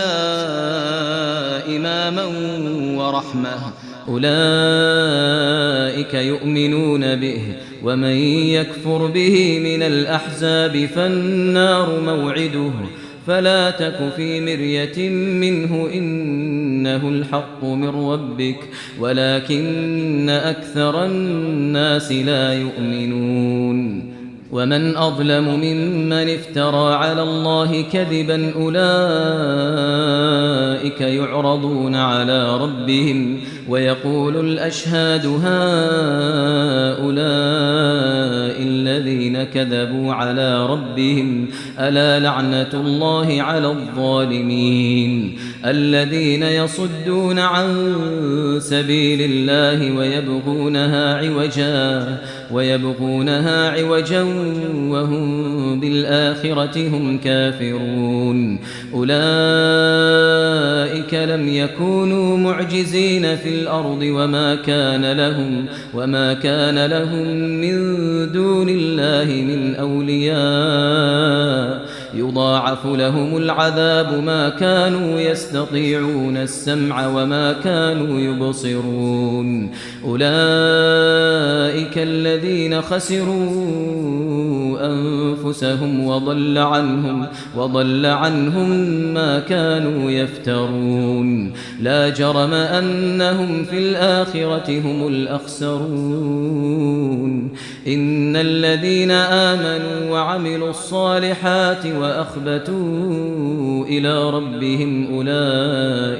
أولئك أصحاب الجنة هم فيها خالدون مثل الفريقين كالأعمى والأصم والبصير والسميع هل يستويان مثلا أفلا تذكرون ولقد أرسلنا نوحا إلى قومه إني لكم نذير مبين ألا تعبدوا إلا الله إني أخاف عليكم عذاب يوم أليم فقال الملأ الذين كفروا من قومه ما نراك إلا بشرا مثلنا وما نراك اتبعك إلا الذين هم أراذلنا بادي الرأي وما نرى لكم علينا من فضل بل نظنكم كاذبين قال يا قوم أرأيتم إن كنت على بينة من ربي وآتاني رحمة من عنده فعميت عليكم أنلزمكموها وأنتم لها كارهون ويا قوم لا أسألكم عليه مالا إن أجري إلا على الله وما أنا بطارد الذين آمنوا إنهم ملاقو ربهم ولكني أراكم قوما تجهلون ويا قوم من ينصرني من الله إن طردتهم أفلا تذكرون ولا أقول لكم عندي خزائن الله ولا أعلم الغيب ولا أقول إني ملك ولا أقول للذين تزدري أعينكم لن يؤتيهم الله خيرا الله أعلم بما في أنفسهم إني إذا لمن الظالمين قالوا يا نوح قد جادلتنا فأكثرت جدالنا فأتنا بما تعدنا إن كنت من الصادقين قال إنما يأتيكم به الله إن شاء وما أنتم بمعجزين ولا ينفعكم نصحي إن أردت أن أنصح لكم إن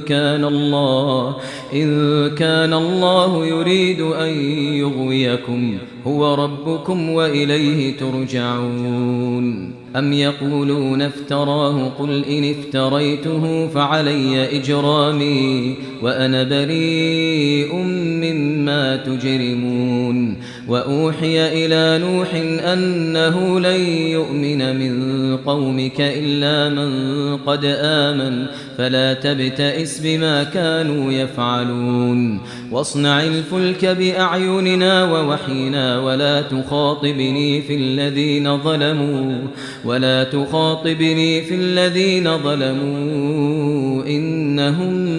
مغرقون ويصنع الفلك وكلما مر عليه ملأ من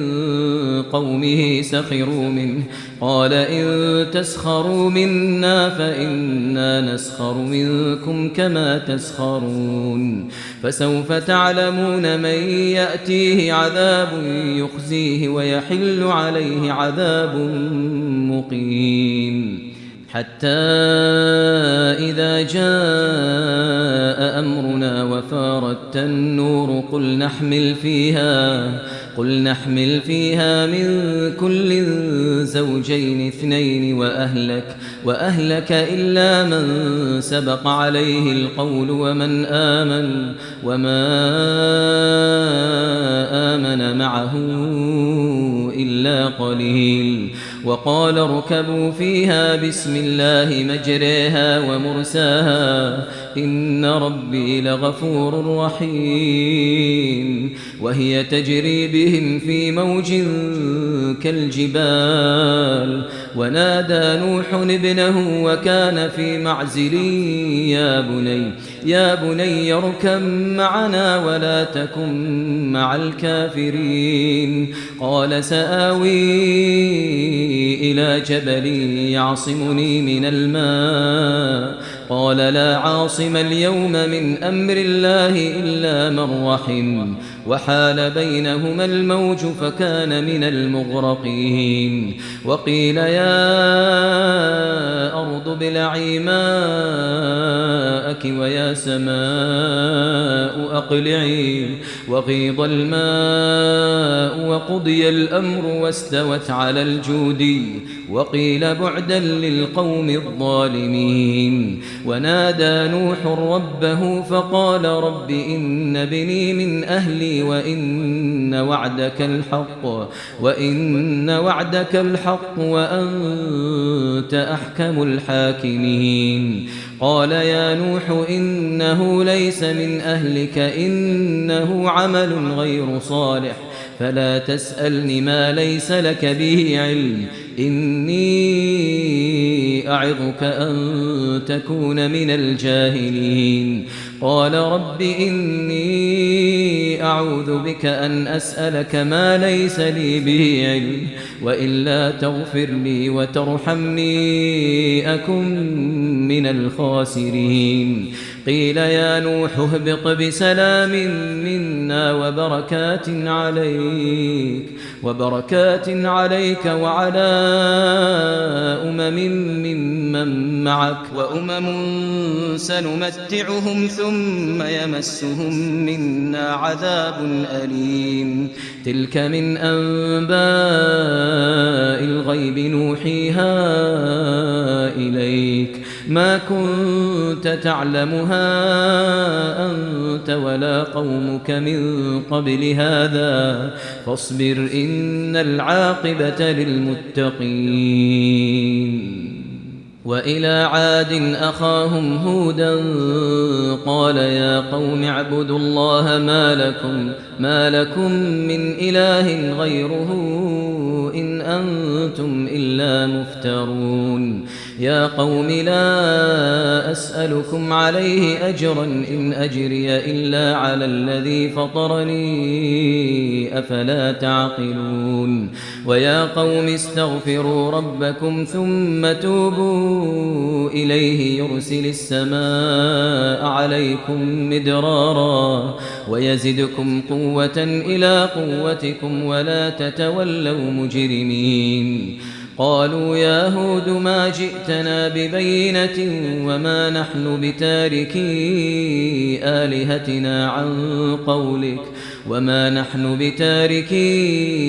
آلهتنا عن قولك وما نحن لك بمؤمنين إن نقول إلا اعتراك بعض آلهتنا بسوء قال إني أشهد الله واشهدوا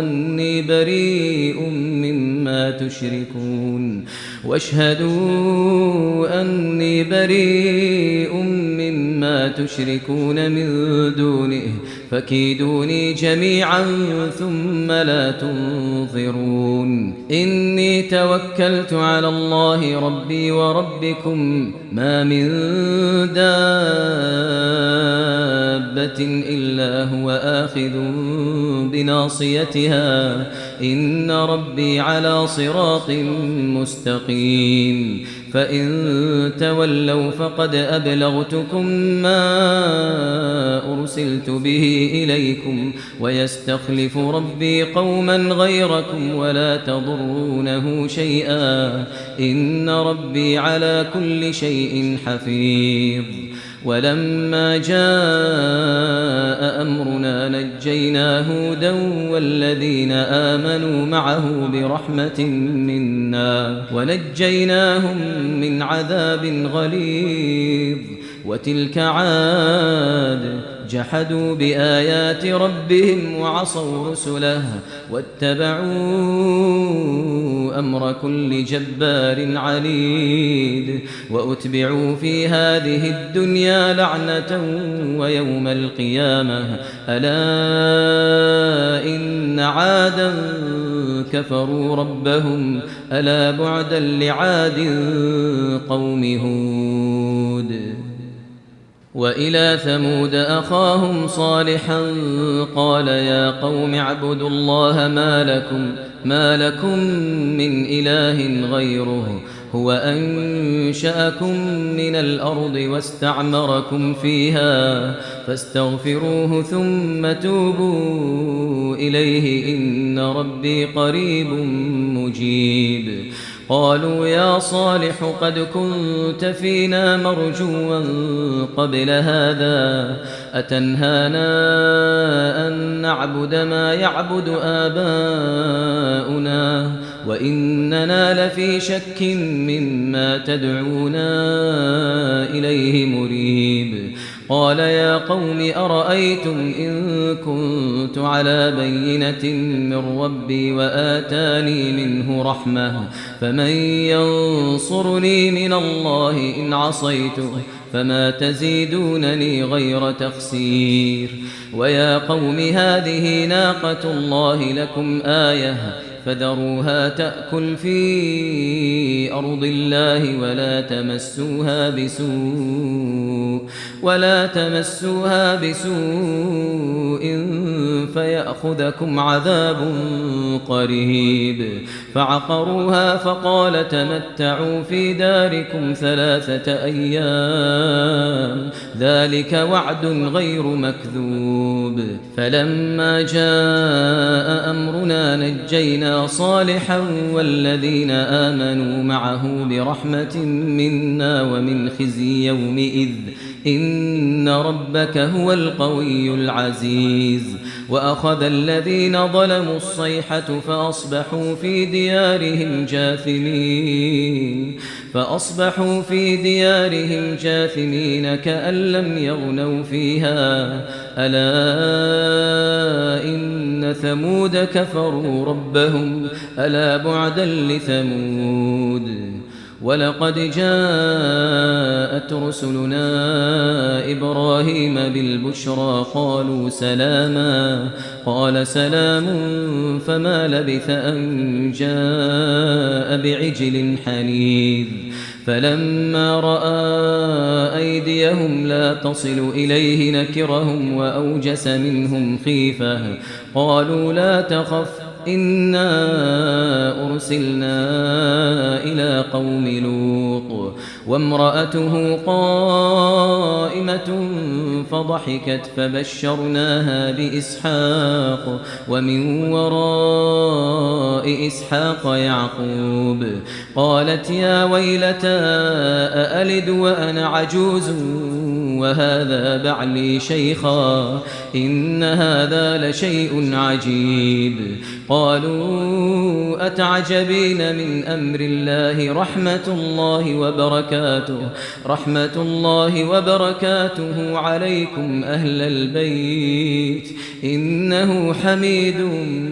مجيد فلما ذهب عن إبراهيم الروع وجاءته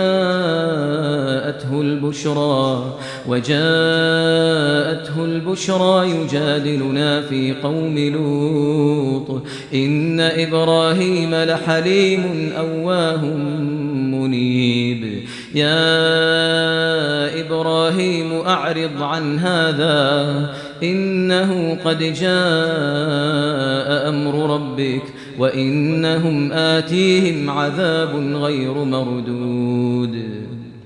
ولما جاءت رسلنا لوطا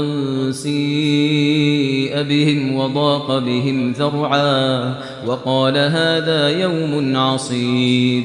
وجاءه قومه يهرعون إليه ومن قبل كانوا يعملون السيئات قال يا قوم هؤلاء بناتي هن أطهر لكم فاتقوا الله ولا تخزون في ضيفي أليس منكم رجل رشيد قالوا لقد علمت ما لنا في بناتك من حق وإنك لتعلم ما نريد قال لو أن لي بكم قوة أو آوي إلى ركن شديد قالوا يا لوط إنا رسل ربك لن يصلوا إليك فأسر بأهلك بقطع من الليل ولا يلتفت منكم أحد إلا امرأتك إنه مصيبها ما أصابهم إن موعدهم الصبح أليس الصبح بقريب فلما جاء أمرنا جعلنا عاليها سافلها وأمطرنا عليها حجارة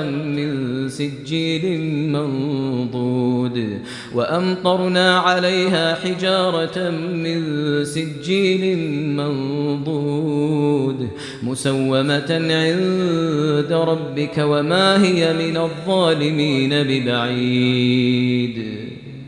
وإلى مدين أخاهم شعيبا قال يا قوم اعبدوا الله ما لكم من إله غيره ولا تنقصوا المكيال والميزان إني أراكم بخير وإني أخاف عليكم عذاب يوم محيط ويا قوم أوفوا المكيال والميزان بالقسط ولا تبخسوا الناس أشياءهم ولا تعثوا في الأرض مفسدين بقية الله خير لكم إن كنتم مؤمنين وما أنا عليكم بحفيظ قالوا يا شعيب أصلاتك تأمرك أن نترك ما يعبد آباؤنا أو أن نفعل في أموالنا ما نشاء إنك لأنت الحليم الرشيد قال يا قوم أرأيتم إن كنت على بينة من ربي ورزقني منه رزقا حسنا وما أريد أن أخالفكم إلى ما أنهاكم عنه إن أريد إلا الإصلاح ما استطعت وما توفيقي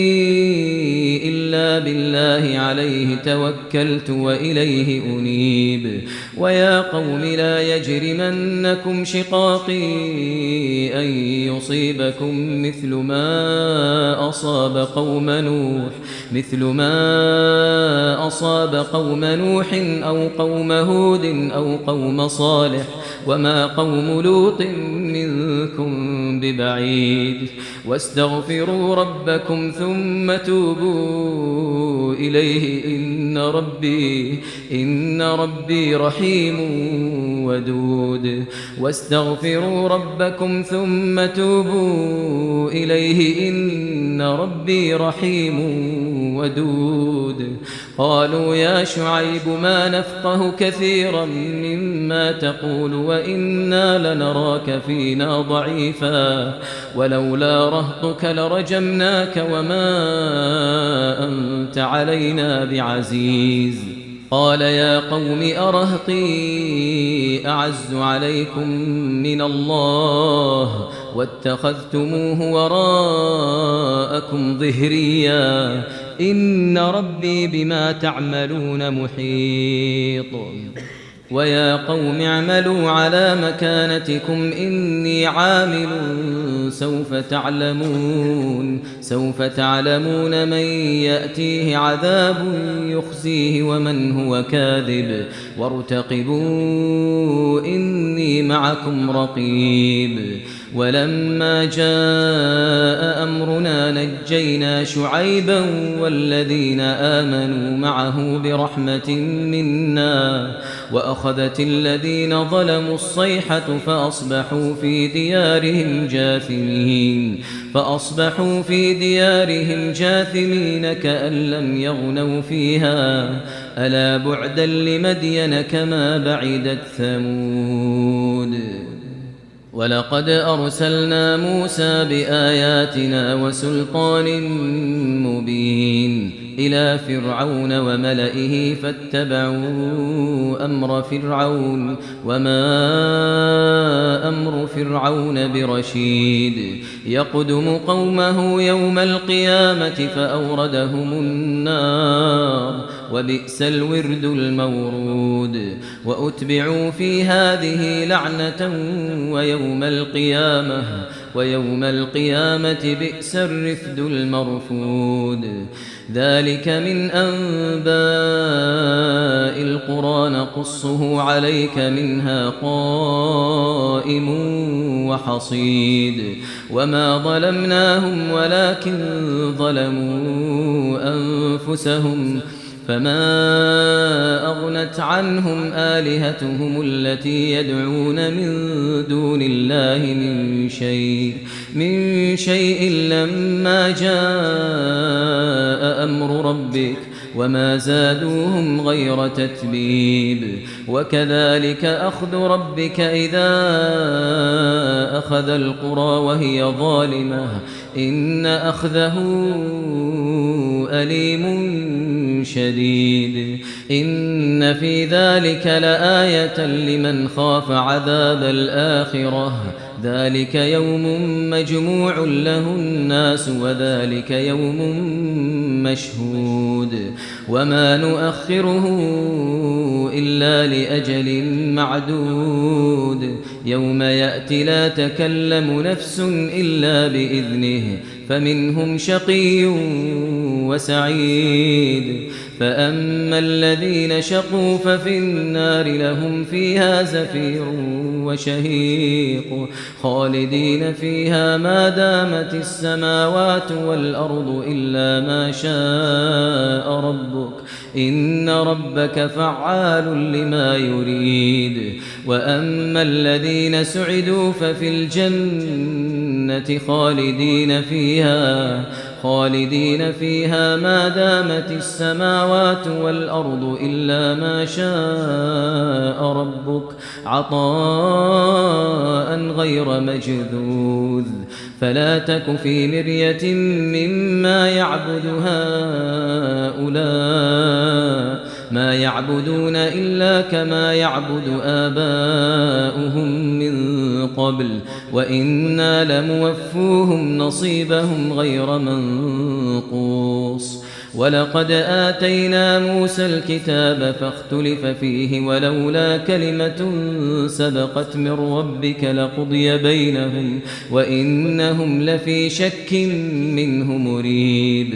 وإن كلا لما ليوفينهم ربك أعمالهم إنه بما يعملون خبير فاستقم كما أمرت ومن تاب معك ولا تطغوا إنه بما تعملون بصير ولا تركنوا إلى الذين ظلموا فتمسكم النار وما لكم من دون الله من أولياء ثم لا تنصرون وأقم الصلاة طرفي النهار وزلفا من الليل إن الحسنات يذهبن السيئات ذلك ذكرى للذاكرين واصبر فإن الله لا يضيع أجر المحسنين فلولا كان من القرون من قبلكم أولو بقية ينهون عن الفساد في الأرض إلا قليلا ممن أنجينا منهم واتبع الذين ظلموا ما أترفوا فيه وكانوا مجرمين وما كان ربك ليهلك القرى بظلم وأهلها مصلحون ولو شاء ربك لجعل الناس أمة واحدة ولا يزالون مختلفين إلا من رحم ربك ولذلك خلقهم وتمت كلمة ربك لأملأن جهنم من الجنة والناس أجمعين وكلا نقص عليك من أنباء الرسل ما نثبت به فؤادك وجاءك في هذه الحق وموعظة وذكرى للمؤمنين وقل للذين لا يؤمنون اعملوا على مكانتكم إنا عاملون وانتظروا إنا منتظرون ولله غيب السماوات والأرض وإليه يرجع الأمر كله فاعبده وتوكل عليه وما ربك بغافل عما تعملون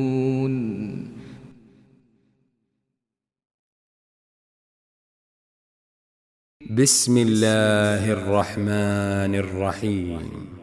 ألف لام را تلك آيات الكتاب الحكيم أكان للناس عجبا أن أوحينا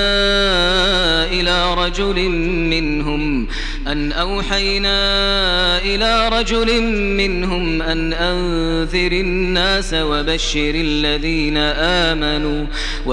الذين آمنوا أن لهم قدم صدق عند ربهم قال الكافرون إن هذا لساحر مبين إن ربكم الله الذي خلق السماوات والأرض في 6 أيام ثم استوى على العرش يدبر الأمر ما من شفيع إلا من بعد إذنه ذلكم الله ربكم فاعبدوه أفلا تذكرون إليه مرجعكم جميعا وعد الله حقا إنه يبدأ الخلق ثم يعيده ليجزي الذين آمنوا وعملوا الصالحات بالقسط والذين كفروا لهم شراب من حميم وعذاب أليم بما كانوا يكفرون هو الذي جعل الشمس ضياء والقمر نورا وقدره منازل لتعلموا عدد السنين والحساب ما خلق الله ذلك إلا بالحق يفصل الآيات لقوم يعلمون إن في اختلاف الليل والنهار وما خلق الله في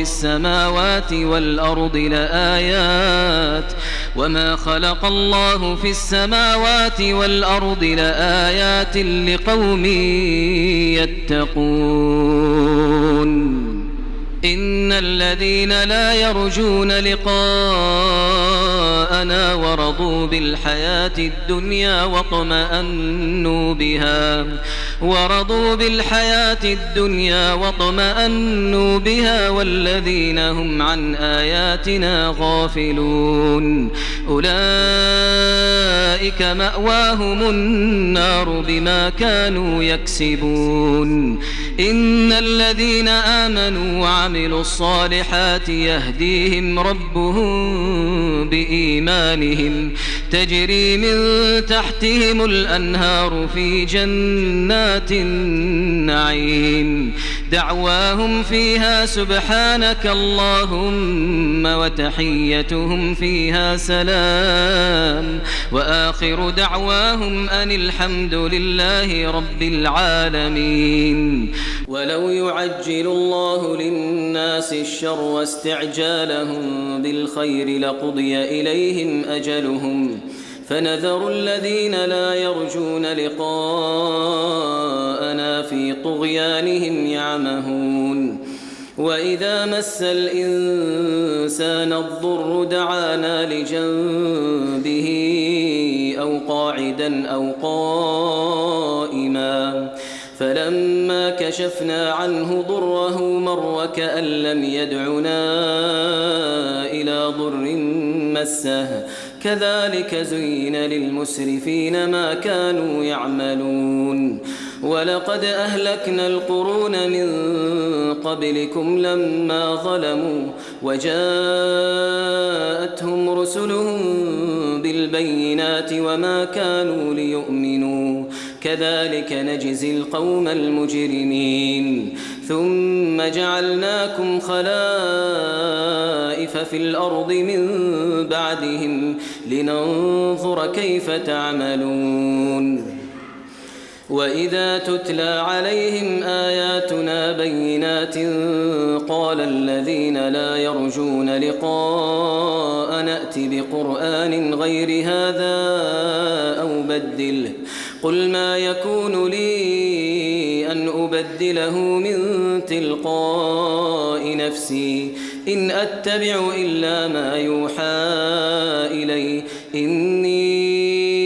أخاف إن عصيت ربي عذاب يوم عظيم قل لو شاء الله ما تلوته عليكم ولا أدراكم به فقد لبثت فيكم عمرا من قبله أفلا تعقلون فمن أظلم ممن افترى على الله كذبا أو كذب بآياته إنه لا يفلح المجرمون ويعبدون من دون الله ما لا يضرهم ولا ينفعهم ويقولون هؤلاء شفعاؤنا عند الله قل أتنبئون الله بما لا يعلم في السماوات ولا في الأرض سبحانه وتعالى عما يشركون وما كان الناس إلا أمة واحدة فاختلفوا ولولا كلمة سبقت من ربك لقضي بينهم فيما فيه يختلفون ويقولون لولا أنزل عليه آية من ربه فقل إنما الغيب لله فانتظروا إني معكم من المنتظرين وإذا أذقنا الناس رحمة من بعد ضراء مستهم إذا لهم مكر في آياتنا قل الله أسرع مكرا إن رسلنا يكتبون ما تمكرون هو الذي يسيركم في البر والبحر حتى إذا كنتم في الفلك وجرين بهم بريح طيبة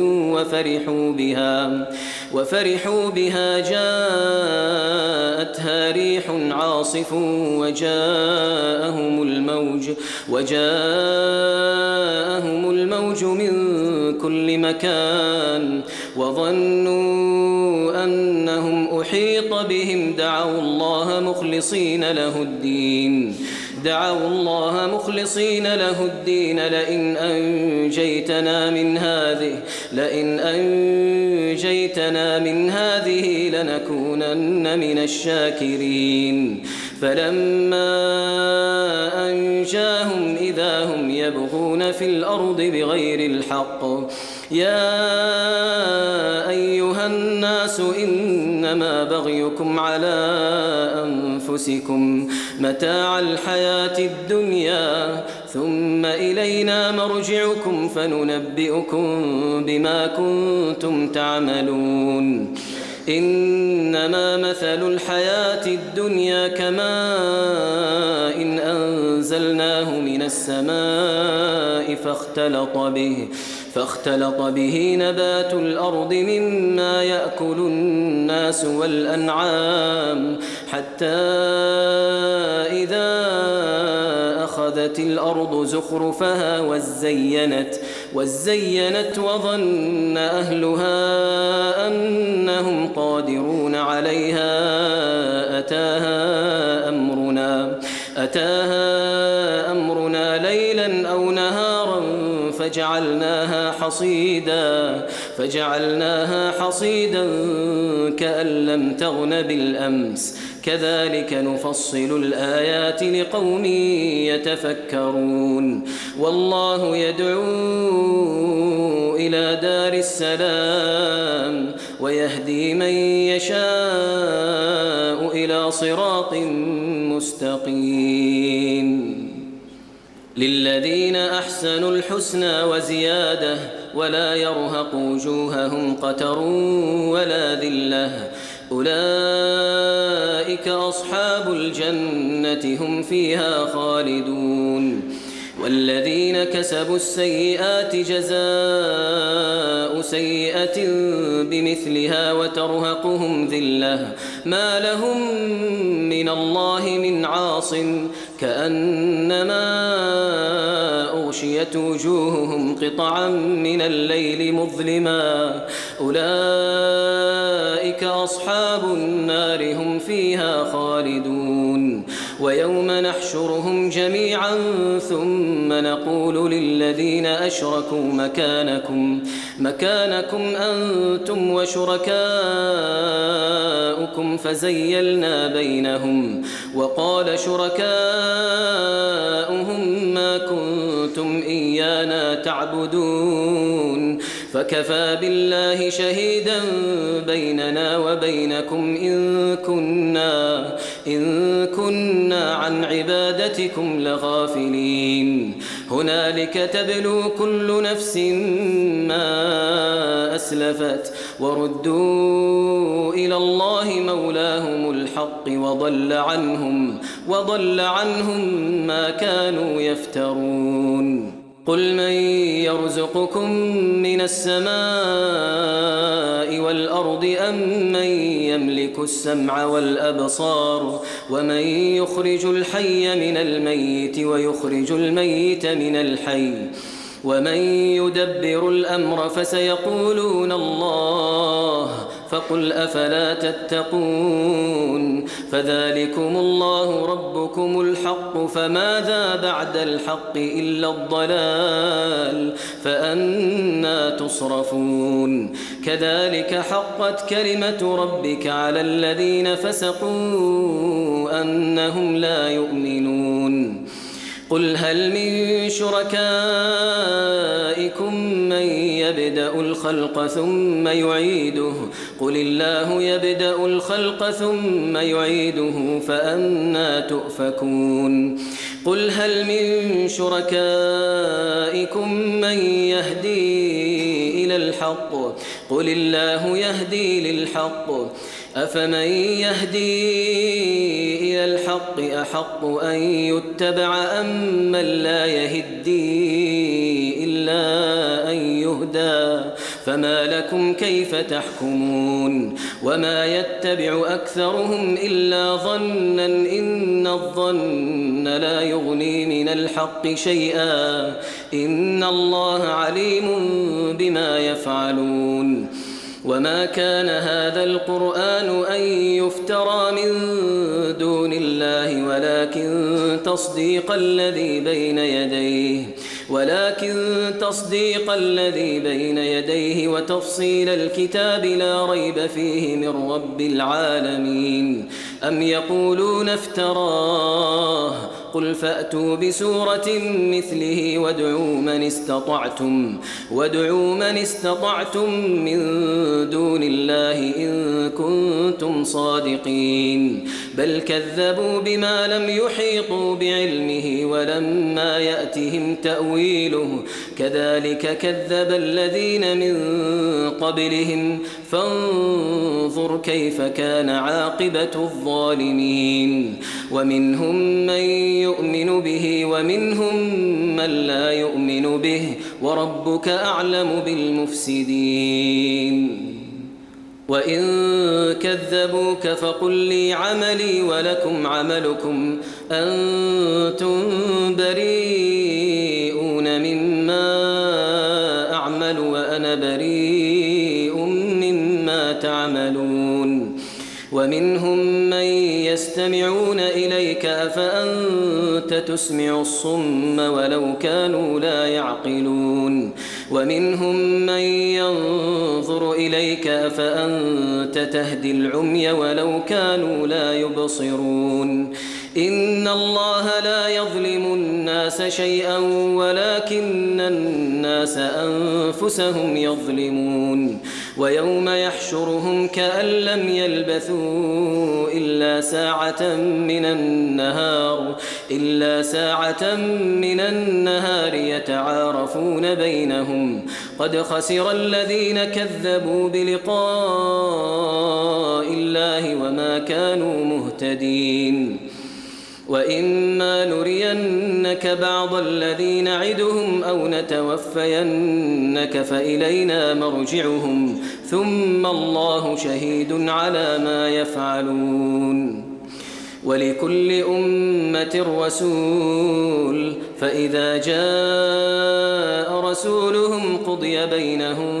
بالقسط وهم لا يظلمون. ويقولون متى هذا الوعد إن كنتم صادقين. قل لا أملك لنفسي ضرا ولا نفعا إلا ما شاء الله لكل أمة أجل إذا جاء أجلهم فلا يستأخرون ساعة ولا يستقدمون. قل أرأيتم إن أتاكم عذابه بياتا أو نهارا ماذا يستعجل منه المجرمون أثم إذا ما وقع آمنتم به الآن وقد كنتم به تستعجلون. ثم قيل للذين ظلموا ذوقوا عذاب الخلد هل تجزون إلا بما كنتم تكسبون. ويستنبئونك أحق هو قل إي وربي إنه لحق وما أنتم بمعجزين. ولو أن لكل نفس ظلمت ما في الأرض لافتدت به وأسروا الندامة لما رأوا العذاب وقضي بينهم بالقسط وهم لا يظلمون. ألا إن لله ما في السماوات والأرض ألا إن وعد الله حق ولكن أكثرهم لا يعلمون. هو يحيي ويميت وإليه ترجعون. يا أيها الناس قد جاءتكم موعظة من ربكم وشفاء لما في الصدور وهدى ورحمة للمؤمنين. قل بفضل الله وبرحمته فبذلك فليفرحوا هو خير مما يجمعون قل أرأيتم ما أنزل الله لكم من رزق فجعلتم منه حراما وحلالا قل الله أذن لكم أم على الله تفترون وما ظن الذين يفترون على الله الكذب يوم القيامة إن الله لذو فضل على الناس ولكن أكثرهم لا يشكرون وما تكون في شأن وما تتلو منه من قرآن ولا تعملون من عمل إلا كنا عليكم شهودا إذ تفيضون فيه وما يعزب عن ربك من مثقال ذرة في الأرض ولا في السماء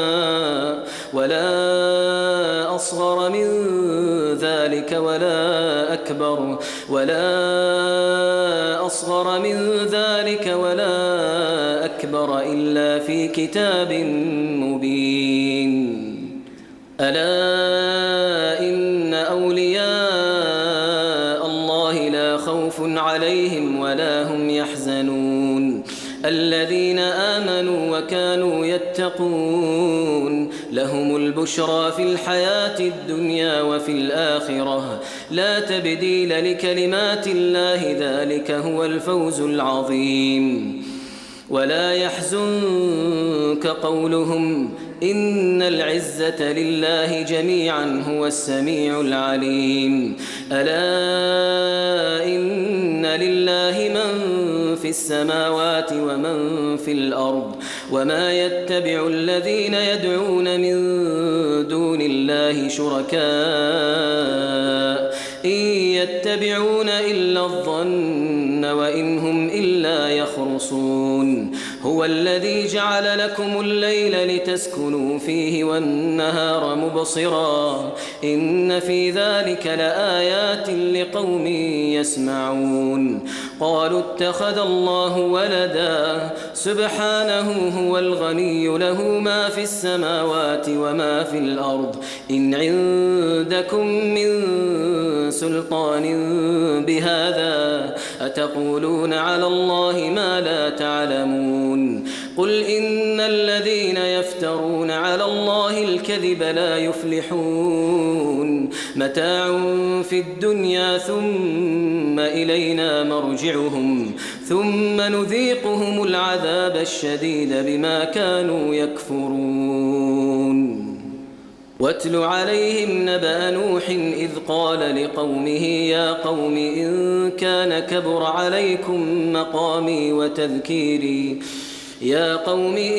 كان كبر عليكم مقامي وتذكيري بآيات الله فعلى الله توكلت فأجمعوا أمركم وشركاءكم ثم لا يكن أمركم عليكم غمة ثم قضوا إلي ولا تنظرون فإن توليتم فما سألتكم من أجر إن أجري إلا على الله وأمرت أن أكون من المسلمين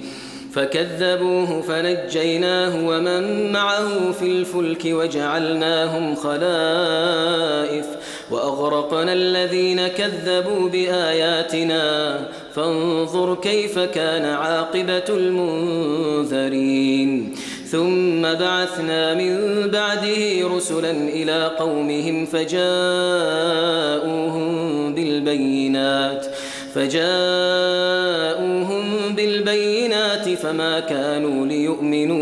فما كانوا ليؤمنوا بما كذبوا به من قبل كذلك نطبع على قلوب المعتدين ثم بعثنا من بعدهم موسى وهارون إلى فرعون وملئه بآياتنا فاستكبروا وكانوا قوما مجرمين فلما جاءهم الحق من عندنا قالوا إن هذا لسحر مبين قال موسى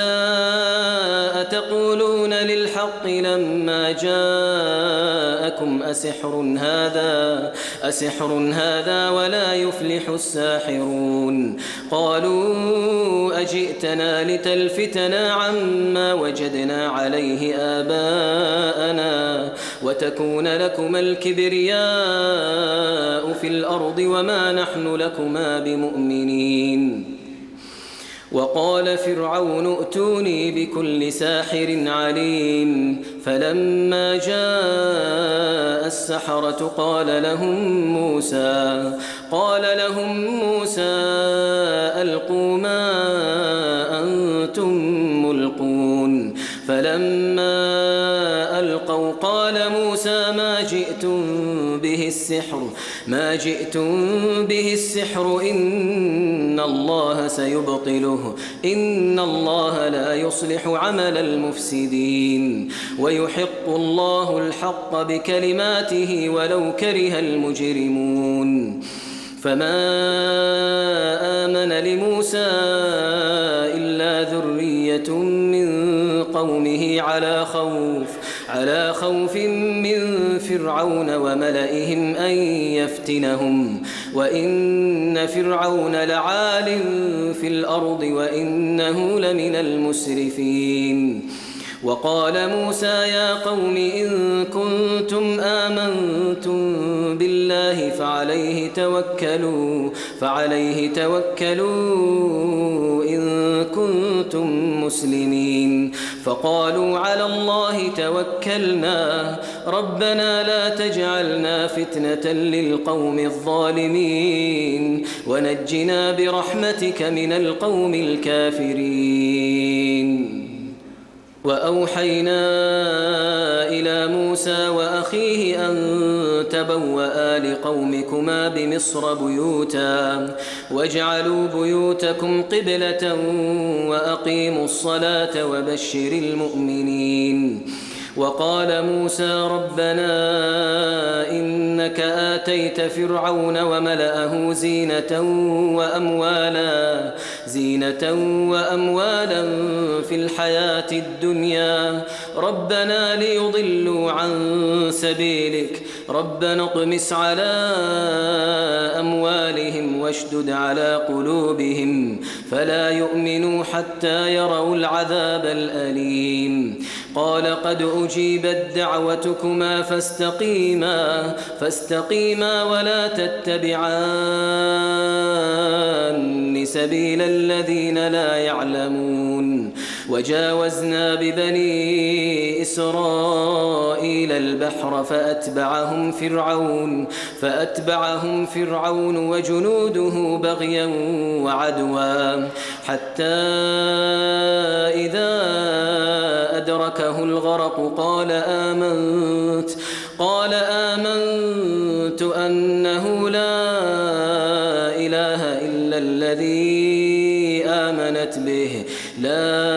إله إلا الذي آمنت به بنو إسرائيل وأنا من المسلمين الآن وقد عصيت قبل وكنت من المفسدين فاليوم ننجيك ببدنك لتكون لمن خلفك آية وإن كثيرا من الناس عن آياتنا لغافلون ولقد بوأنا بني إسرائيل مبوأ صدق ورزقناهم من الطيبات فما اختلفوا حتى جاءهم العلم إن ربك يقضي بينهم يوم القيامة فيما كانوا فيه يختلفون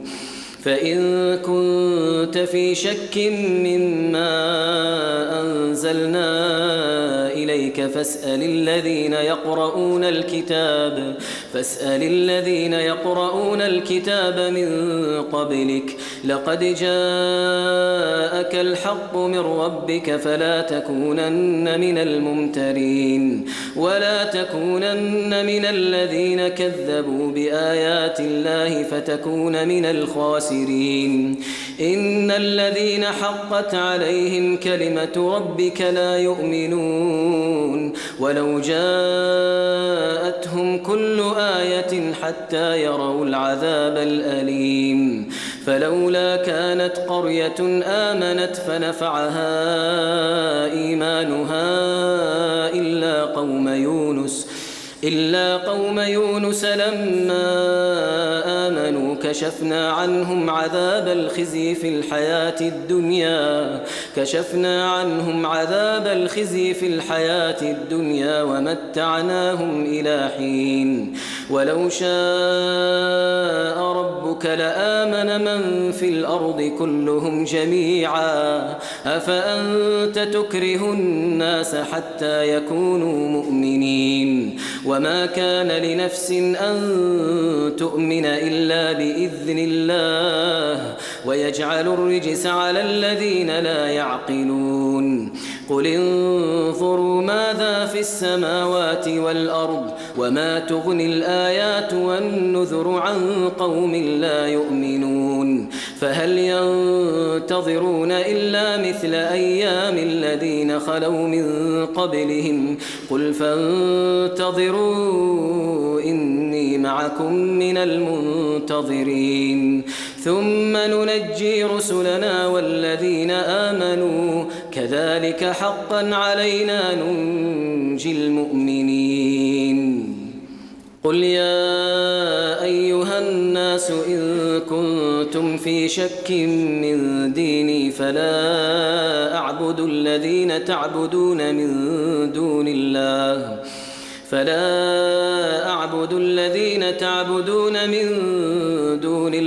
ولكن أعبد الله الذي يتوفاكم وأمرت أن أكون من المؤمنين وأن أقم وجهك للدين حنيفا ولا تكونن من المشركين ولا تدع من دون الله ما لا ينفعك ولا يضرك فإن فعلت فإنك إذا من الظالمين وإن يمسسك الله بضر فلا كاشف له إلا هو وإن يردك بخير فلا راد لفضله يصيب به من يشاء من عباده وهو الغفور الرحيم قل يا أيها الناس قد جاءكم الحق من ربكم فمن اهتدى فإنما يهتدي لنفسه ومن ضل فإنما يضل عليها وما أنا عليكم بوكيل واتبع ما يوحى إليك واصبر حتى يحكم الله وهو خير الحاكمين.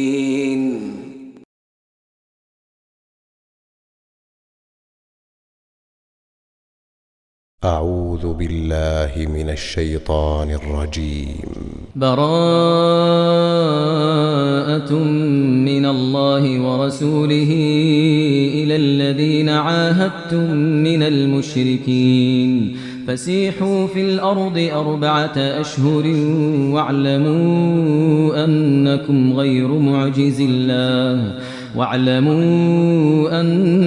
غير معجز الله وأن الله مخزي الكافرين. وأذان من الله ورسوله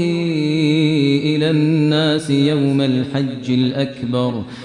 الحج الأكبر أن الله بريء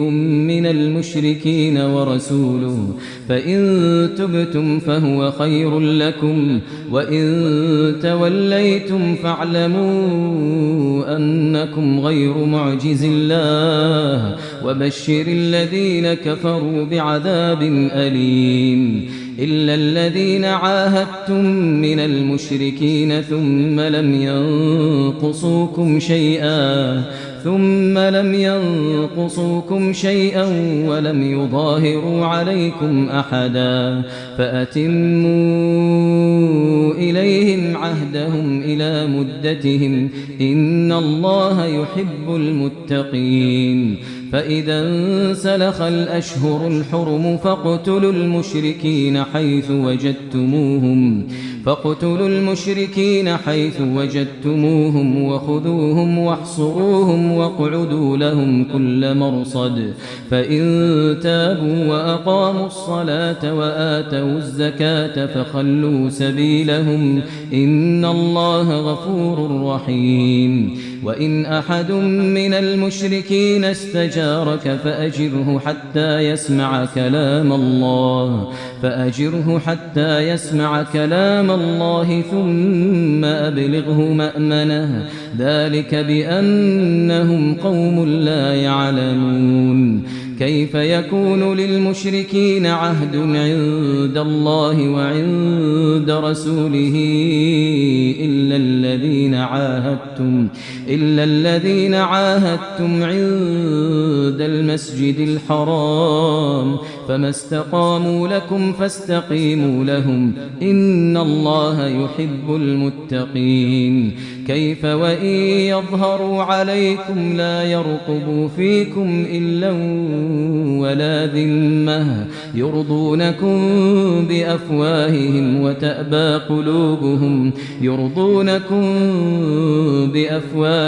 وتأبى قلوبهم وأكثرهم فاسقون اشتروا بآيات الله ثمنا قليلا فصدوا عن سبيله إنهم ساء ما كانوا يعملون لا يرقبون في مؤمن إلا ولا ذمة وأولئك هم المعتدون فإن تابوا وأقاموا الصلاة وآتوا الزكاة فإخوانكم في الدين ونفصل الآيات لقوم يعلمون وإن نكثوا أيمانهم من بعد عهدهم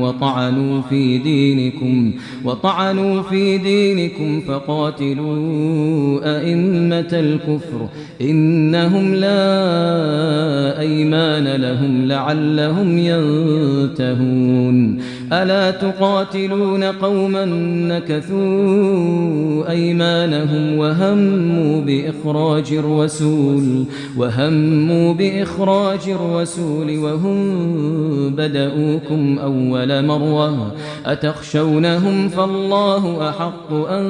تخشوه إن كنتم مؤمنين قاتلوهم يعذبهم الله بأيديكم ويخزهم وينصركم عليهم ويشفي صدور قوم مؤمنين ويذهب غيظ قلوبهم ويتوب الله على من يشاء والله عليم حكيم أم حسبتم أن تتركوا ولما يعلم الله الذين جاهدوا منكم ولم يتخذوا من دون الله ولا رسوله ولا المؤمنين وليجة والله خبير بما تعملون ما كان للمشركين أن يعمروا مساجد الله شاهدين على أنفسهم بالكفر أولئك حبطت أعمالهم وفي النار هم خالدون إنما يعمر مساجد الله من آمن بالله واليوم الآخر وأقام الصلاة وآتى الزكاة ولم يخش إلا الله فعسى أولئك أن يكونوا من المهتدين أجعلتم سقاية الحاج وعمارة المسجد الحرام كمن آمن بالله واليوم الآخر وجاهد في سبيل الله لا يستوون عند الله والله لا يهدي القوم الظالمين الذين آمنوا وهاجروا وجاهدوا في سبيل الله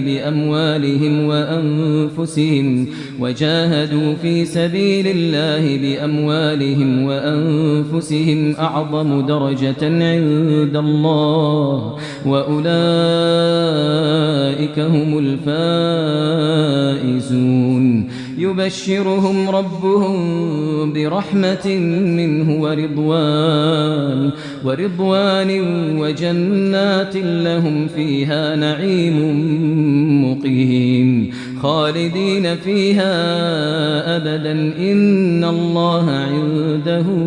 أجر عظيم. يا أيها الذين آمنوا لا تتخذوا آباءكم وإخوانكم أولياء إن استحبوا الكفر على الإيمان ومن يتولهم منكم فأولئك هم الظالمون. قل إن كان آباؤكم وأبناؤكم وإخوانكم وأزواجكم وعشيرتكم وأموال اقترفتموها وتجارة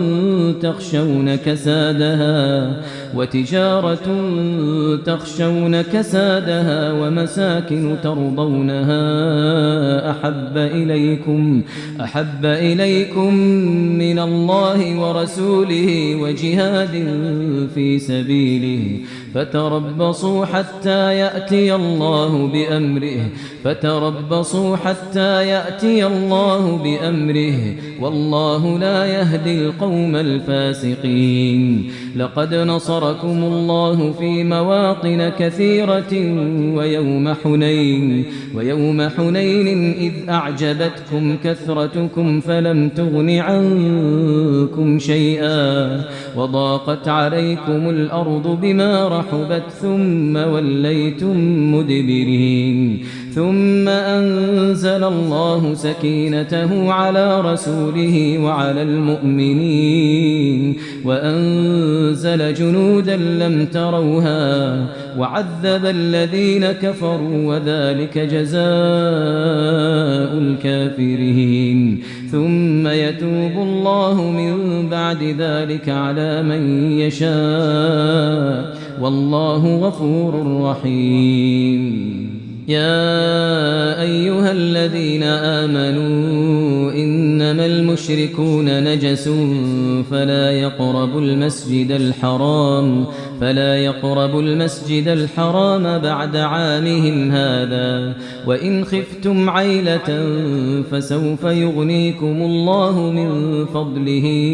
إن شاء إن الله عليم حكيم. قاتلوا الذين لا يؤمنون بالله ولا باليوم الآخر ولا يحرمون ما حرم الله ورسوله ولا يدينون دين الحق من الذين أوتوا الكتاب حتى يعطوا الجزية عن يد وهم صاغرون. وقالت اليهود عزير ابن الله وقالت النصارى المسيح ابن الله ذلك قولهم بأفواههم يضاهئون قول الذين كفروا من قبل قاتلهم الله أنى يؤفكون. اتخذوا أحبارهم ورهبانهم أربابا من دون الله والمسيح ابن مريم وما أمروا إلا ليعبدوا إلها واحدا لا إله إلا هو سبحانه عما يشركون. يريدون أن يطفئوا نور الله بأفواههم ويأبى الله إلا أن يتم نوره ولو كره الكافرون. هو الذي أرسل رسوله بالهدى ودين الحق ليظهره على الدين كله ولو كره المشركون. يا أيها الذين آمنوا إن كثيرا من الأحبار والرهبان ليأكلون أموال الناس بالباطل ويصدون عن سبيل الله، والذين يكنزون الذهب والفضة ولا ينفقونها في سبيل الله فبشرهم بعذاب أليم يوم يحمى عليها في نار جهنم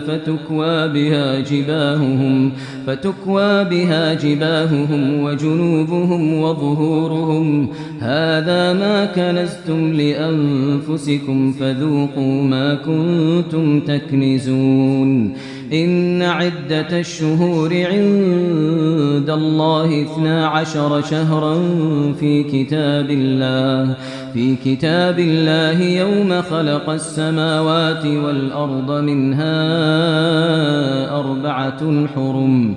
ذلك الدين القيم فلا تظلموا فيهن أنفسكم وقاتلوا المشركين كافة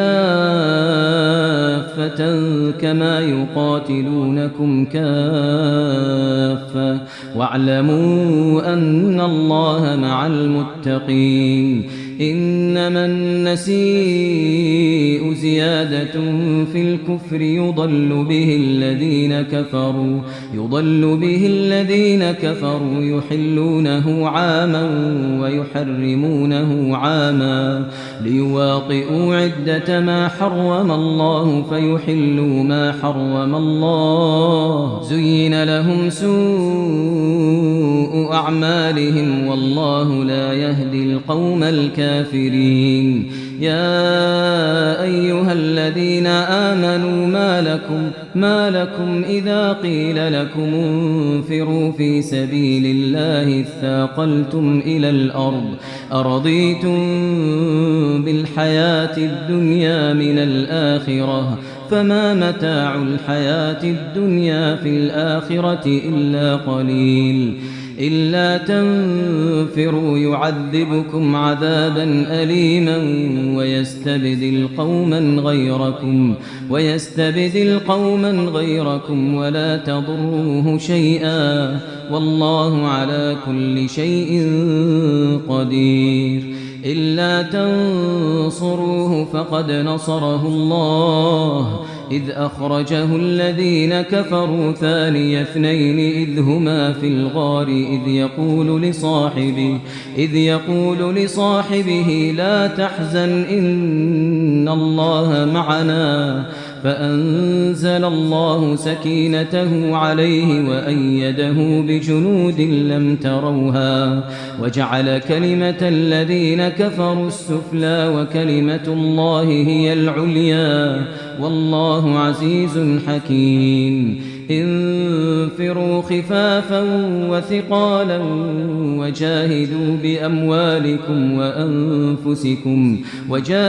بأموالكم وأنفسكم في سبيل الله ذلكم خير لكم إن كنتم تعلمون. لو كان عرضا قريبا وسفرا قاصدا لاتبعوك ولكن بعدت عليهم الشقة وسيحلفون بالله لو استطعنا لخرجنا معكم يهلكون أنفسهم والله يعلم إنهم لكاذبون. عفى الله عنك لم أذنت لهم حتى يتبين لك الذين صدقوا وتعلم الكاذبين. لا يستأذنك الذين يؤمنون بالله واليوم الآخر أن يجاهدوا بأموالهم وأنفسهم والله عليم بالمتقين. إنما يستأذنك الذين لا يؤمنون بالله واليوم الآخر وارتابت قلوبهم فهم في ريبهم يترددون. ولو أرادوا الخروج لأعدوا له عدة ولكن كره الله بعاثهم فثبطهم وقيل اقعدوا مع القاعدين. لو خرجوا فيكم ما زادوكم إلا خبالا ولأوضعوا خلالكم يبغونكم الفتنة وفيكم سماعون لهم والله عليم بالظالمين. لقد ابتغوا الفتنة من قبل وقلبوا لك الأمور حتى جاء الحق وظهر أمر الله وهم كارهون. ومنهم من يقول ائذن لي ولا تفتني ألا في الفتنة سقطوا وإن جهنم لمحيطة بالكافرين. إن تصبك حسنة تسؤهم وإن تصبك مصيبة يقولوا قد أخذنا أمرنا من قبل ويتولوا وهم فرحون. قل لن يصيبنا إلا ما كتب الله لنا هو مولانا وعلى الله فليتوكل المؤمنون. قل هل تربصون بنا إلا إحدى الحسنيين ونحن نتربص بكم أن يصيبكم الله بعذاب من عنده أو بأيدينا فتربصوا إنا معكم متربصون. قل أنفقوا طوعا أو كرها لن يتقبل منكم إنكم كنتم قوما فاسقين. وما منعهم أن تقبل منهم نفقاتهم إلا أنهم كفروا بالله وبرسوله ولا يأتون الصلاة إلا وهم كسالى ولا ينفقون إلا وهم كارهون. فلا تعجبك أموالهم ولا أولادهم إنما يريد الله ليعذبهم بها في الحياة الدنيا وتزهق أنفسهم وهم كافرون. ويحلفون بالله إنهم لمنكم وما هم منكم ولكنهم قوم يفرقون. لو يجدون ملجأ أو مغارات أو مدخلا لولوا إليه وهم يجمحون. ومنهم من يلمزك في الصدقات فإن أعطوا منها رضوا وإن لم يعطوا منها إذا هم يسخطون. ولو أنهم رضوا ما آتاهم الله ورسوله وقالوا حسبنا الله سيؤتينا الله من فضله ورسوله إنا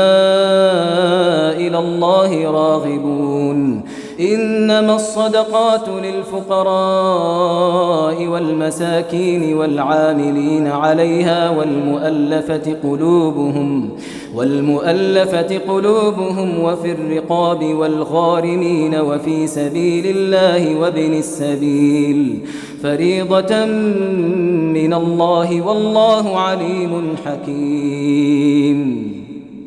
ومنهم الذين يؤذون النبي ويقولون هو أذن قل أذن خير لكم يؤمن بالله ويؤمن للمؤمنين ورحمة للذين آمنوا منكم والذين يؤذون رسول الله لهم عذاب أليم يحلفون بالله لكم ليرضوكم والله ورسوله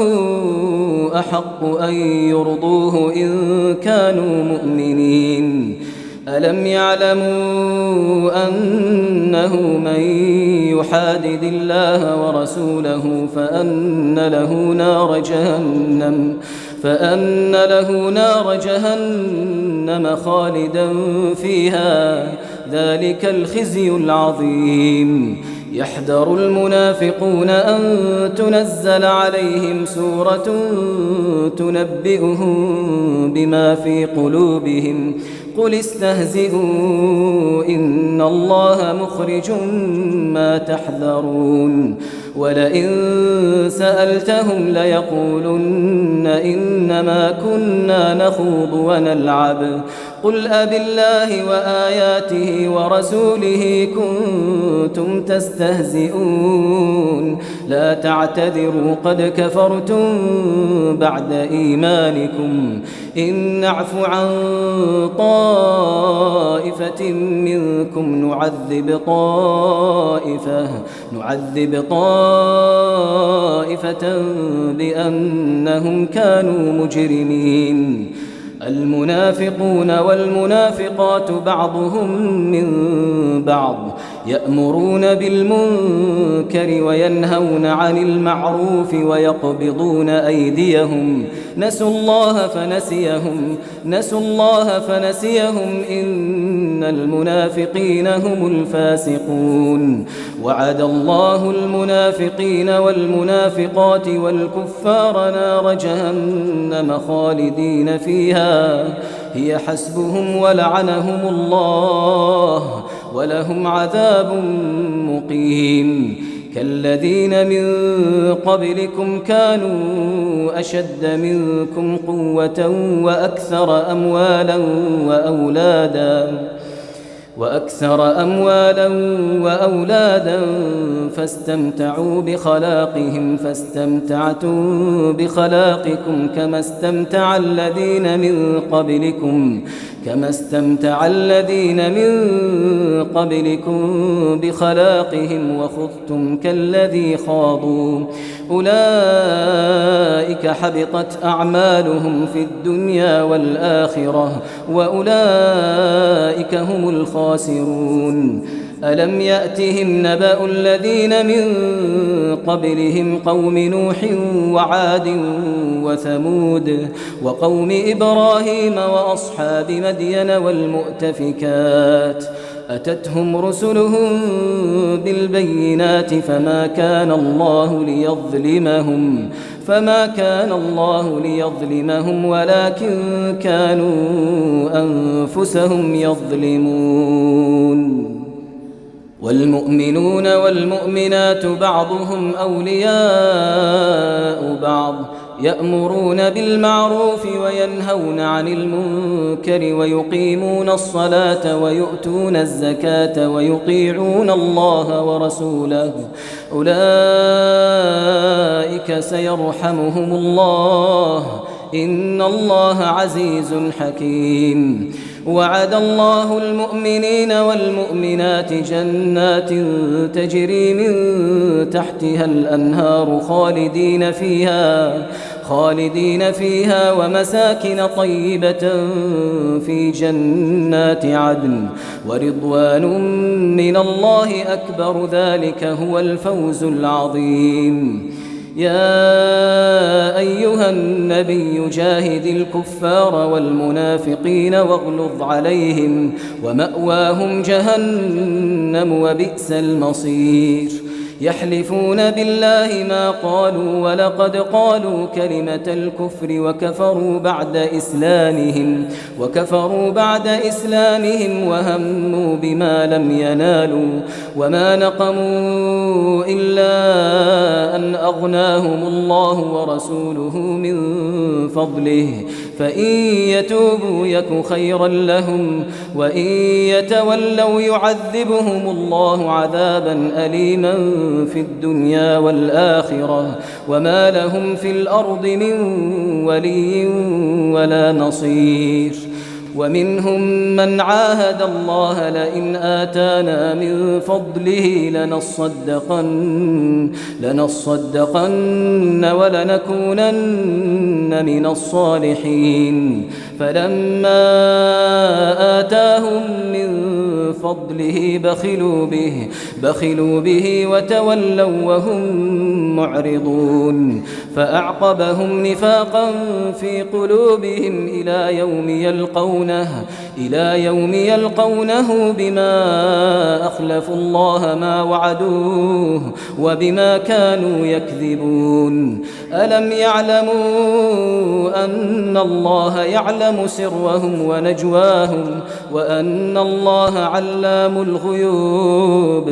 الذين يلمزون المطوعين من المؤمنين في الصدقات والذين لا يجدون إلا جهدهم فيسخرون منهم سخر الله منهم ولهم عذاب أليم. استغفر لهم أو لا تستغفر لهم إن تستغفر لهم 70 مرة فلن يغفر الله لهم، ذلك بأنهم كفروا بالله ورسوله، والله لا يهدي القوم الفاسقين. فرح المخلفون بمقعدهم خلاف رسول الله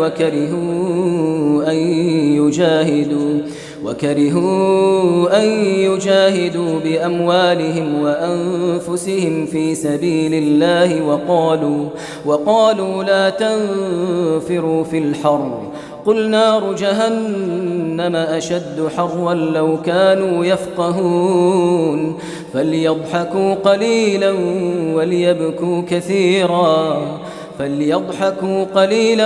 وليبكوا كثيرا جزاء بما كانوا يكسبون. فإن رجعك الله إلى طائفة منهم فاستأذنوك للخروج فقل لن تخرجوا معي أبدا ولن تقاتلوا معي عدوا، إنكم رضيتم بالقعود أول مرة فاقعدوا مع الخالفين، ولا تصل على أحد منهم مات أبدا ولا تقم على قبره، إنهم كفروا بالله ورسوله وماتوا وهم فاسقون. ولا تعجبك أموالهم وأولادهم، إنما يريد الله أن يعذبهم بها في الدنيا وتزهق أنفسهم وهم كافرون. وإذا أنزلت سورة أن آمنوا بالله وجاهدوا مع رسوله استأذنك أولو الطول منهم وقالوا ذرنا نكن مع القاعدين، رضوا بأن يكونوا مع الخوالف وطبع على قلوبهم فهم لا يفقهون. لكن الرسول والذين آمنوا معه جاهدوا بأموالهم وأنفسهم وأولئك لهم الخيرات وأولئك هم المفلحون. أعد الله لهم جنات تجري من تحتها الأنهار خالدين فيها، ذلك الفوز العظيم. وجاء المعذرون من الأعراب ليؤذن لهم وقعد الذين كذبوا الله ورسوله سيصيب الذين كفروا منهم عذاب أليم ليس على الضعفاء ولا على المرضى ولا على الذين لا يجدون ما ينفقون حرج إذا نصحوا لله ورسوله ما على المحسنين من سبيل والله غفور رحيم ولا على الذين إذا ما أتوك لتحملهم قلت لا أجد ما أحملكم عليه تولوا وأعينهم تفيض من الدمع حزنا ألا يجدوا ما ينفقون إنما السبيل على الذين يستأذنونك وهم أغنياء رضوا بأن يكونوا مع الخوالف وطبع الله على قلوبهم فهم لا يعلمون يعتذرون إليكم إذا رجعتم إليهم قل لا تعتذروا لن نؤمن لكم قد نبأنا الله من أخباركم وسيرى الله عملكم ورسوله ثم تردون إلى عالم الغيب والشهادة فينبئكم بما كنتم تعملون سيحلفون بالله لكم إذا انقلبتم إليهم لتعرضوا عنهم فأعرضوا عنهم إنهم رجس ومأواهم جهنم جزاء بما كانوا يكسبون يحلفون لكم لترضوا عنهم فإن ترضوا عنهم فإن الله لا يرضى عن القوم الفاسقين الأعراب أشد كفرا ونفاقا وأجدر ألا يعلموا حدود ما أنزل الله على رسوله والله عليم حكيم ومن الأعراب من يتخذ ما ينفق مغرما ويتربص بكم الدوائر عليهم دائرة السوء والله سميع عليم ومن الأعراب من يؤمن بالله واليوم الآخر ويتخذ ما ينفق قربات عند الله وصلوات الرسول ألا إنها قربة لهم سيدخلهم الله في رحمته إن الله غفور رحيم والسابقون الأولون من المهاجرين والأنصار والذين اتبعوهم بإحسان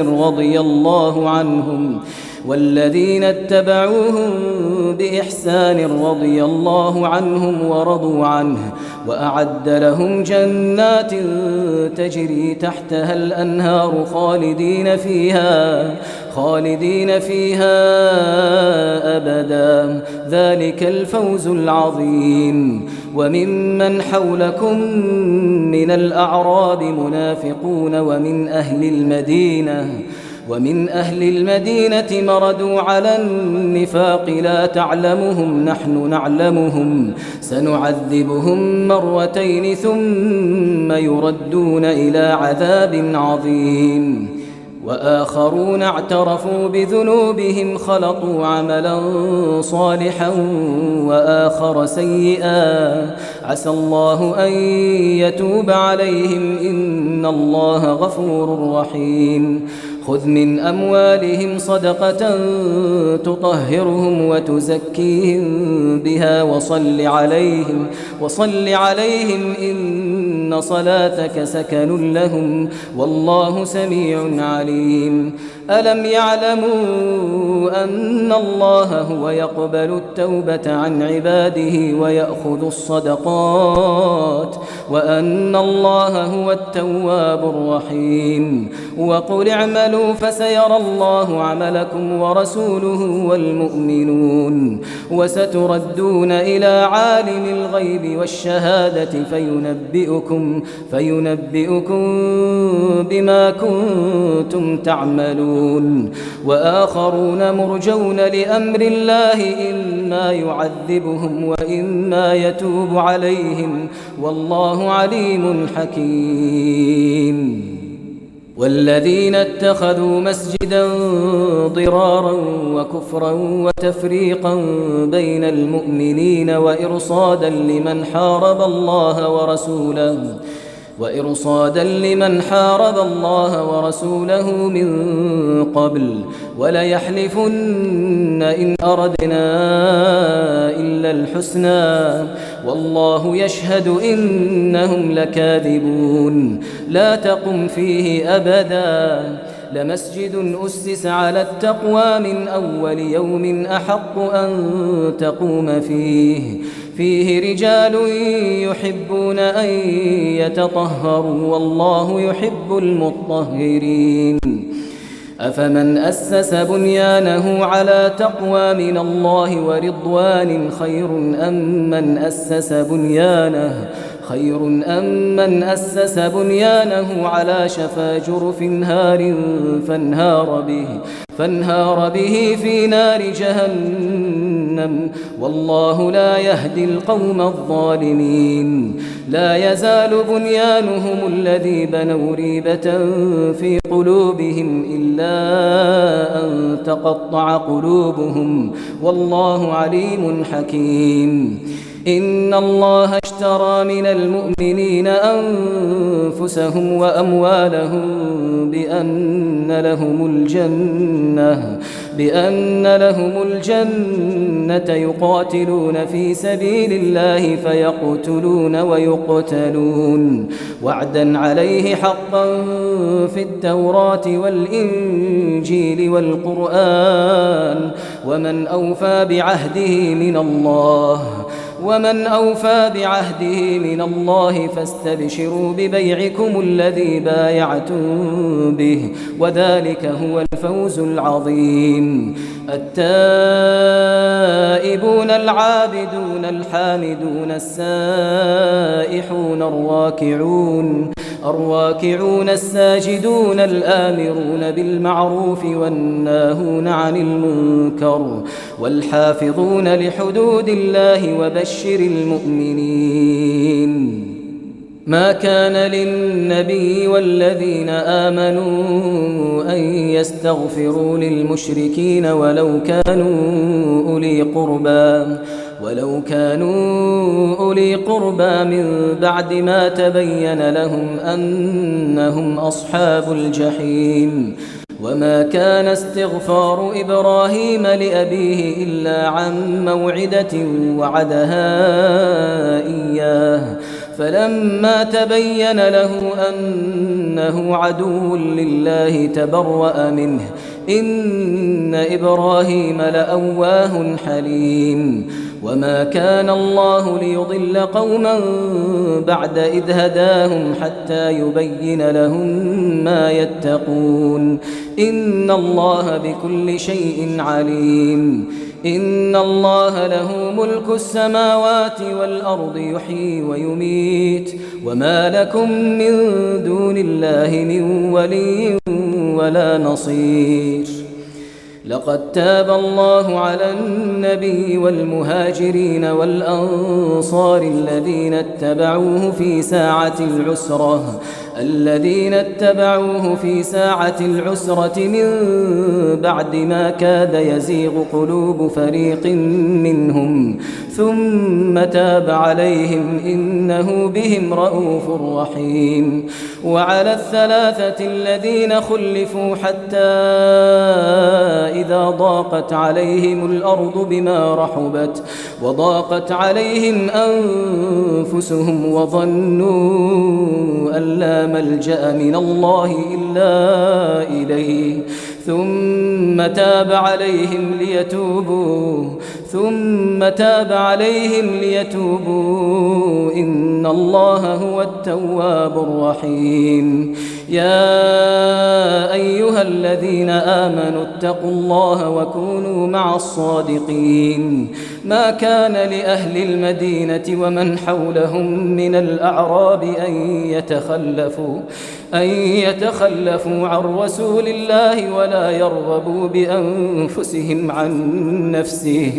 ذلك بأنهم لا يصيبهم ظمأ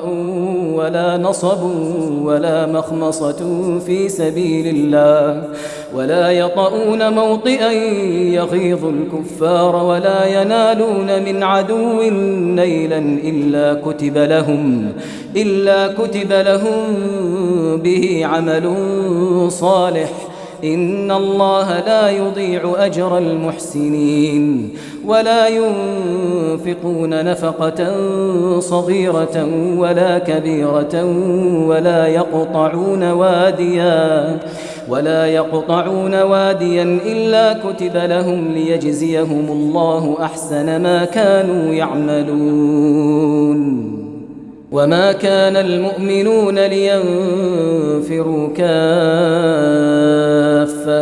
فلولا نفر من كل فرقة منهم طائفة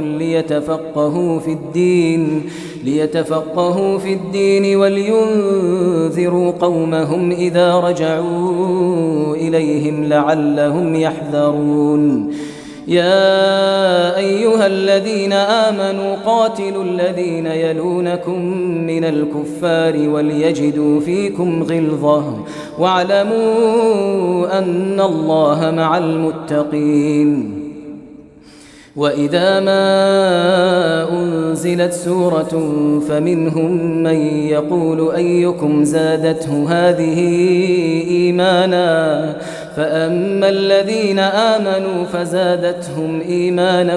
وهم يستبشرون وأما الذين في قلوبهم مرض فزادتهم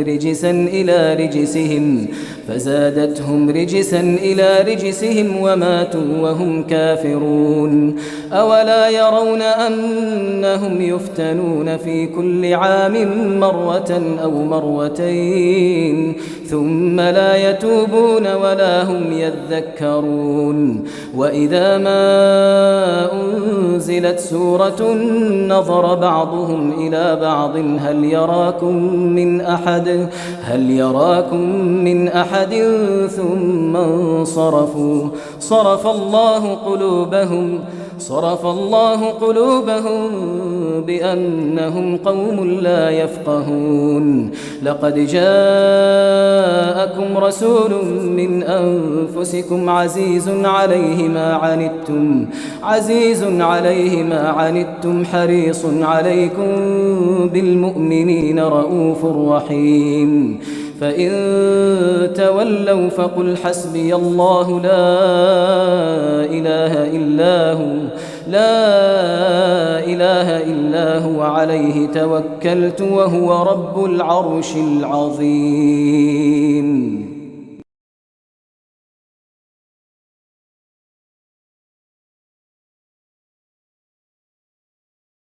بسم الله الرحمن الرحيم. الرحمن علم القرآن خلق الإنسان علمه البيان الشمس والقمر بحسبان والنجم والشجر يسجدان والسماء رفعها ووضع الميزان ألا تطغوا في الميزان وأقيموا الوزن بالقسط ولا تخسروا الميزان والأرض وضعها للأنام فيها فاكهة والنخل ذات الأكمام والحب ذو العصف والريحان فبأي آلاء ربكما تكذبان خلق الإنسان من صلصال كالفخار وخلق الجان من مارج من نار فبأي آلاء ربكما تكذبان رب المشرقين ورب المغربين فبأي آلاء ربكما تكذبان مرج البحرين يلتقيان بينهما برزخ لا يبغيان فبأي آلاء ربكما تكذبان يخرج منهما اللؤلؤ والمرجان فبأي آلاء ربكما تكذبان وله الجوار المنشآت في البحر كالأعلام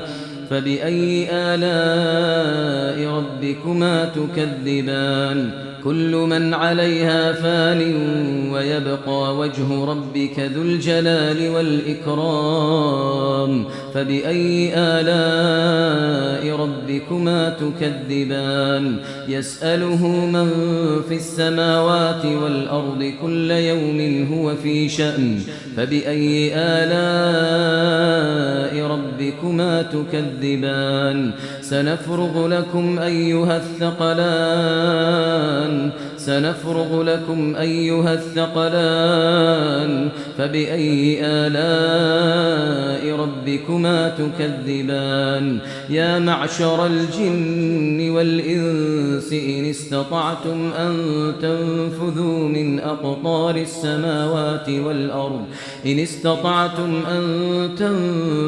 من أقطار السماوات والأرض فانفذوا لا تنفذون إلا بسلطان فبأي آلاء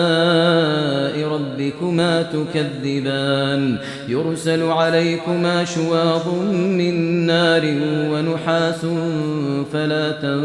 تنتصران فبأي آلاء ربكما تكذبان فإذا انشقت السماء فكانت وردة كالدهان فبأي آلاء ربكما تكذبان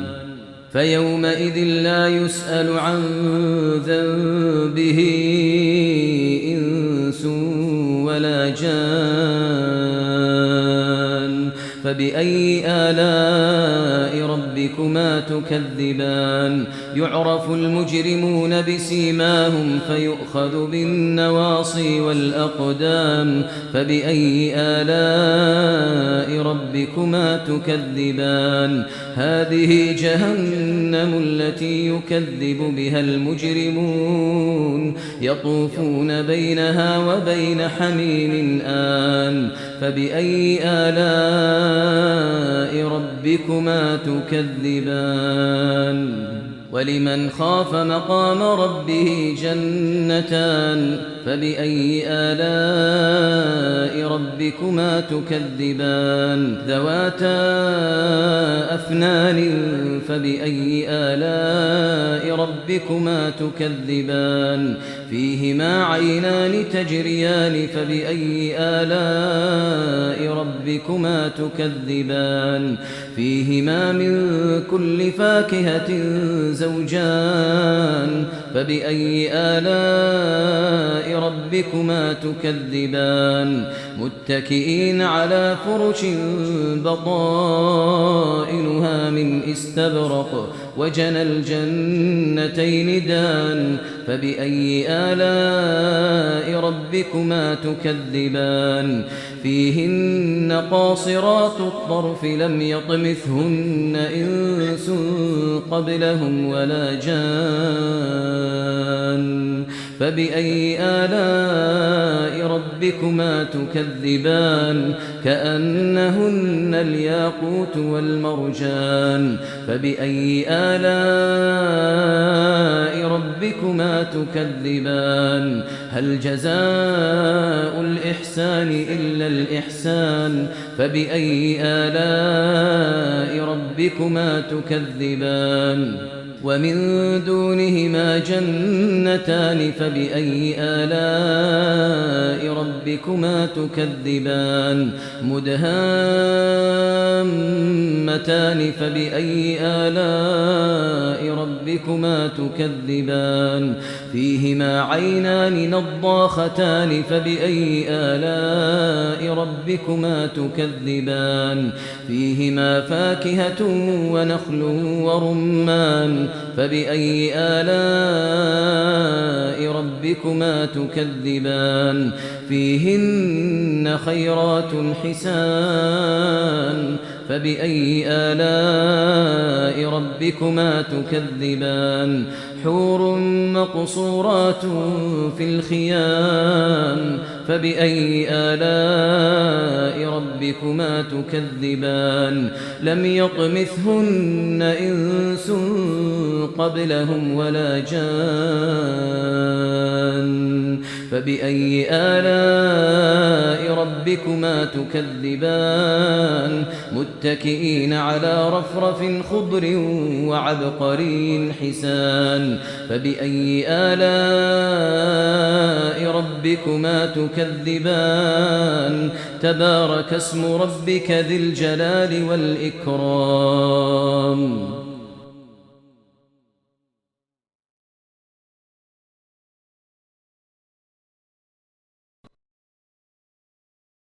بسم الله الرحمن الرحيم يسألونك عن الأنفال قل الأنفال لله والرسول فاتقوا الله وأصلحوا ذات بينكم وأطيعوا الله ورسوله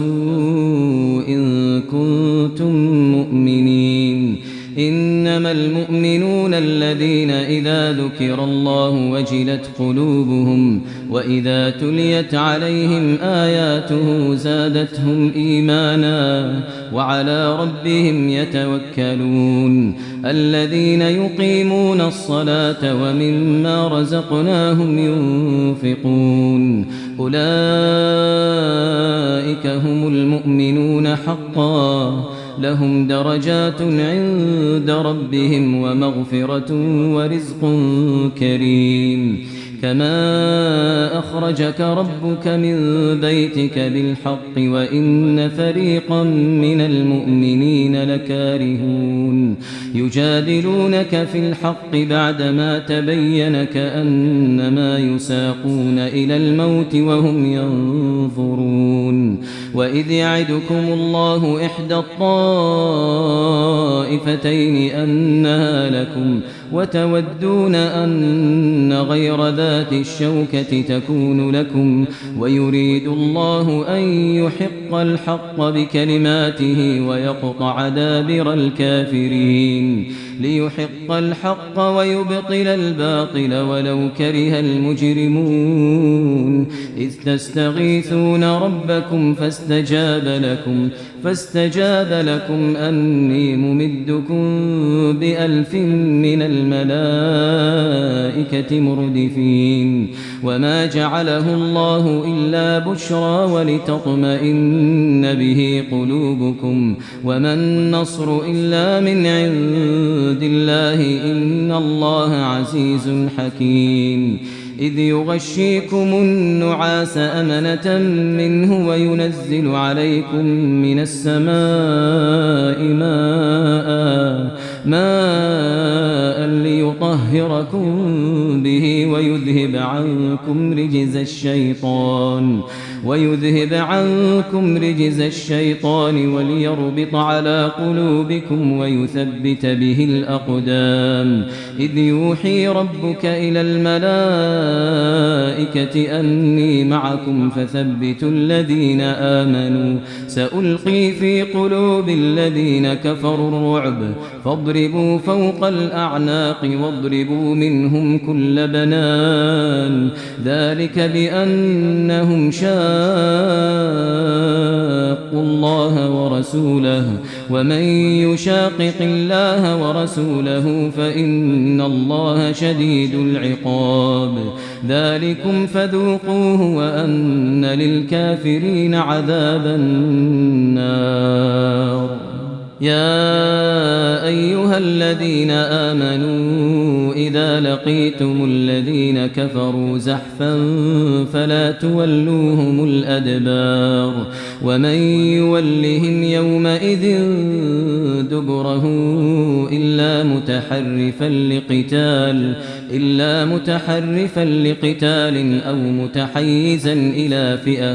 أو متحيزا إلى فئة فقد باء بغضب من الله ومأواه جهنم وبئس المصير فلم تقتلوهم ولكن الله قتلهم وما رميت إذ رميت ولكن الله رمى وليبلي المؤمنين منه بلاء حسنا إن الله سميع عليم ذلكم وأن الله موهن كيد الكافرين إن تستفتحوا فقد جاءكم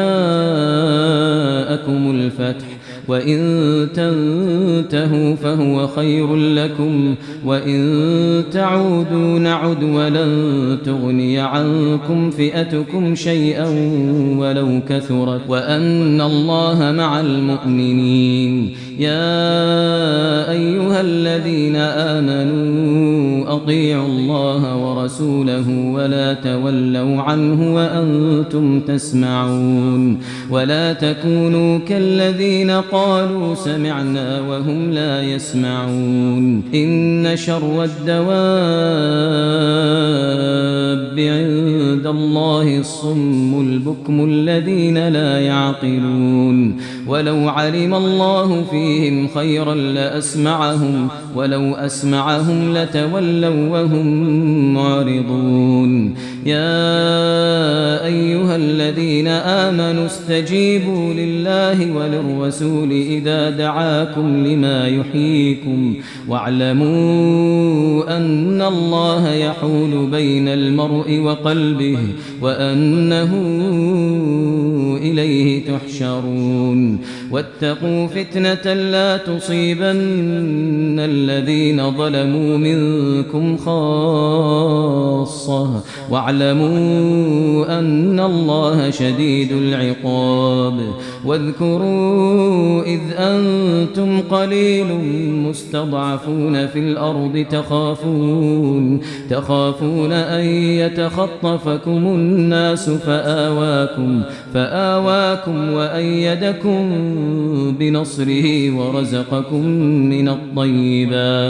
ورزقكم من الطيبات لعلكم تشكرون يا أيها الذين آمنوا لا تخونوا الله والرسول وتخونوا أماناتكم وأنتم تعلمون واعلموا أنما أموالكم وأولادكم فتنة وأن الله عنده أجر عظيم يا أيها الذين آمنوا إن تتقوا الله يجعل لكم فرقانا ويكفر عنكم سيئاتكم ويغفر لكم والله ذو الفضل العظيم وإذ يمكر بك الذين كفروا ليثبتوك أو يقتلوك أو يخرجوك ويمكرون ويمكر الله والله خير الماكرين وإذا تتلى عليهم آياتنا قالوا قد سمعنا لو نشاء لقلنا مثل هذا إن هذا إلا أساطير الأولين وإذ قالوا اللهم إن كان هذا هو الحق من عندك فأمطر علينا حجارة من السماء أو ائتنا بعذاب أليم وما كان الله ليعذبهم وأنت فيهم وما كان الله معذبهم وهم يستغفرون وما لهم ألا يعذبهم الله وهم يصدون عن المسجد الحرام وما كانوا أولياءه إن أولياؤه إلا المتقون ولكن أكثرهم لا يعلمون وما كان صلاتهم عند البيت إلا مكاء وتصدية فذوقوا العذاب بما كنتم تكفرون إن الذين كفروا ينفقون أموالهم ليصدوا عن سبيل الله فسينفقونها ثم تكون عليهم حسرة ثم يغلبون والذين كفروا إلى جهنم يحشرون ليميز الله الخبيث من الطيب ويجعل الخبيث بعضه على بعض فيركمه جميعا فيجعله في جهنم أولئك هم الخاسرون قل للذين كفروا إن ينتهوا يغفر لهم ما قد سلف وإن يعودوا فقد مضت سنة الأولين وقاتلوهم حتى لا تكون فتنة ويكون الدين كله لله فإن انتهوا فإن الله بما يعملون بصير وإن تولوا فاعلموا أن الله مولاكم نعم المولى ونعم النصير واعلموا أنما غنمتم من شيء فأن لله خمسه وللرسول ولذي القربى واليتامى والمساكين وابن السبيل إن كنتم آمنتم بالله وما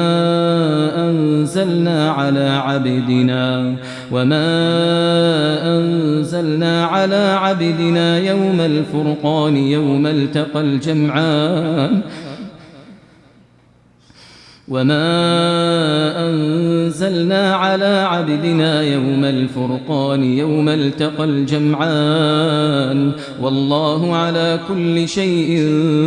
قدير إذ أنتم بالعدوة الدنيا وهم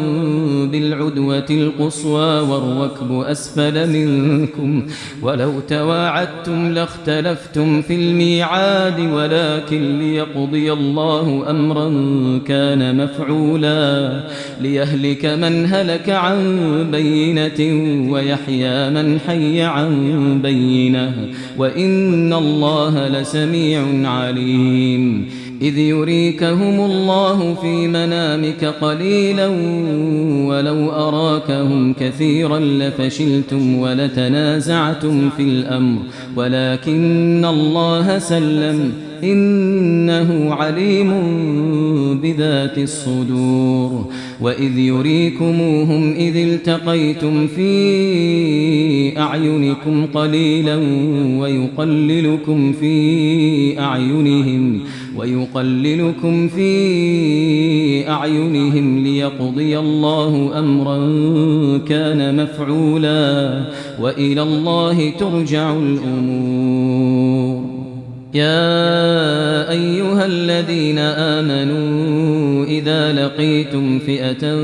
فاثبتوا واذكروا الله كثيرا لعلكم تفلحون وأطيعوا الله ورسوله ولا تنازعوا فتفشلوا وتذهب ريحكم واصبروا إن الله مع الصابرين ولا تكونوا كالذين خرجوا من ديارهم بطرا ورئاء الناس ويصدون عن سبيل الله والله بما يعملون محيط. وإذ زين لهم الشيطان أعمالهم وقال لا غالب لكم اليوم من الناس وإني جار لكم، فلما تراءت الفئتان نكص على عقبيه وقال إني بريء منكم إني أرى ما لا ترون إني أخاف الله والله شديد العقاب. إذ يقول المنافقون والذين في قلوبهم مرض غر هؤلاء دينهم ومن يتوكل على الله فإن الله عزيز حكيم. ولو ترى إذ يتوفى الذين كفروا الملائكة يضربون وجوههم وأدبارهم وذوقوا عذاب الحريق ذلك بما قدمت أيديكم وأن الله ليس بظلام للعبيد. كدأب آل فرعون والذين من قبلهم كفروا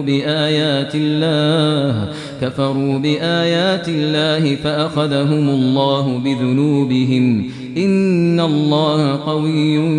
شديد العقاب. ذلك بأن الله لم يك مغيرا نعمة أنعمها على قوم حتى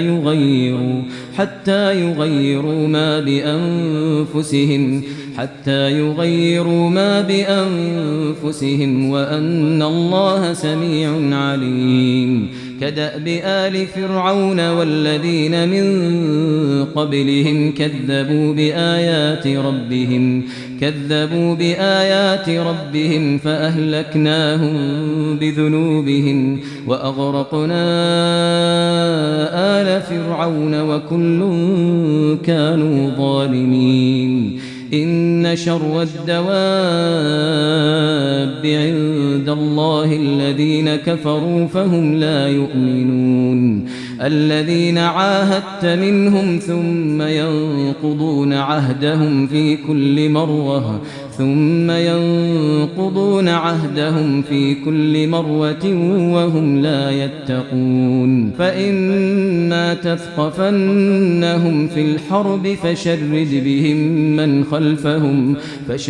بهم من خلفهم لعلهم يذكرون. وإما تخافن من قوم خيانة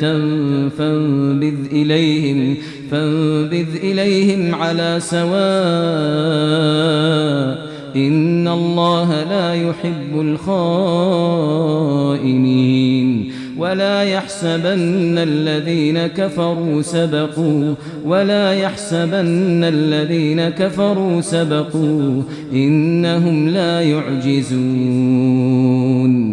وأعدوا لهم ما استطعتم من قوة ومن رباط الخيل ترهبون به عدو الله وعدوكم وآخرين من دونهم لا تعلمونهم الله يعلمهم. وما تنفقوا من شيء في سبيل الله يوفى إليكم وأنتم لا تظلمون. وإن جنحوا للسلم فاجنح لها وتوكل على الله إنه هو السميع العليم. وإن يريدوا أن يخدعوك فإن حسبك الله هو الذي أيدك بنصره وبالمؤمنين وألف بين قلوبهم. لو أنفقت ما في الأرض جميعا ما ألفت بين قلوبهم ولكن الله ألف بينهم إنه عزيز حكيم. يا أيها النبي حسبك الله ومن اتبعك من المؤمنين. يا أيها النبي حرض المؤمنين على القتال إن يكن منكم 20 صابرون يغلبوا 200 وإن يكن منكم 100 يغلبوا 1000 من الذين كفروا بأنهم قوم لا يفقهون الآن خفف الله عنكم وعلم أن فيكم ضعفا فإن يكن منكم 100 صابرة يغلبوا 200 وإن يكن منكم 1000 يغلبوا 2000 بإذن الله والله مع الصابرين ما كان لنبي أن يكون له أسرى حتى يثخن في الأرض تريدون عرض الدنيا والله يريد الآخرة والله عزيز حكيم لولا كتاب من الله سبق لمسكم فيما أخذتم عذاب عظيم فكلوا مما غنمتم حلالا طيبا واتقوا الله إن الله غفور رحيم يا أيها النبي قل لمن في أيديكم من الأسرى إن يعلم الله في قلوبكم خيرا يؤتكم خيرا مما أخذ منكم ويغفر لكم والله غفور رحيم وإن يريدوا خيانتك فقد خانوا الله من قبل فأمكن منهم والله عليم حكيم إن الذين آمنوا وهاجروا وجاهدوا بأموالهم وأنفسهم في سبيل الله والذين آووا ونصروا أولئك بعضهم أولياء بعض والذين آمنوا ولم يهاجروا ما لكم من ولايتهم من شيء حتى يهاجروا وإن استنصروكم في الدين فعليكم النصر إلا على قوم بينكم وبينهم ميثاق والله بما تعملون بصير والذين كفروا بعضهم أولياء بعض إلا تفعلوه تكن فتنة في الأرض وفساد كبير والذين آمنوا وهاجروا وجاهدوا في سبيل الله والذين آووا ونصروا أولئك هم المؤمنون حقا لهم مغفرة ورزق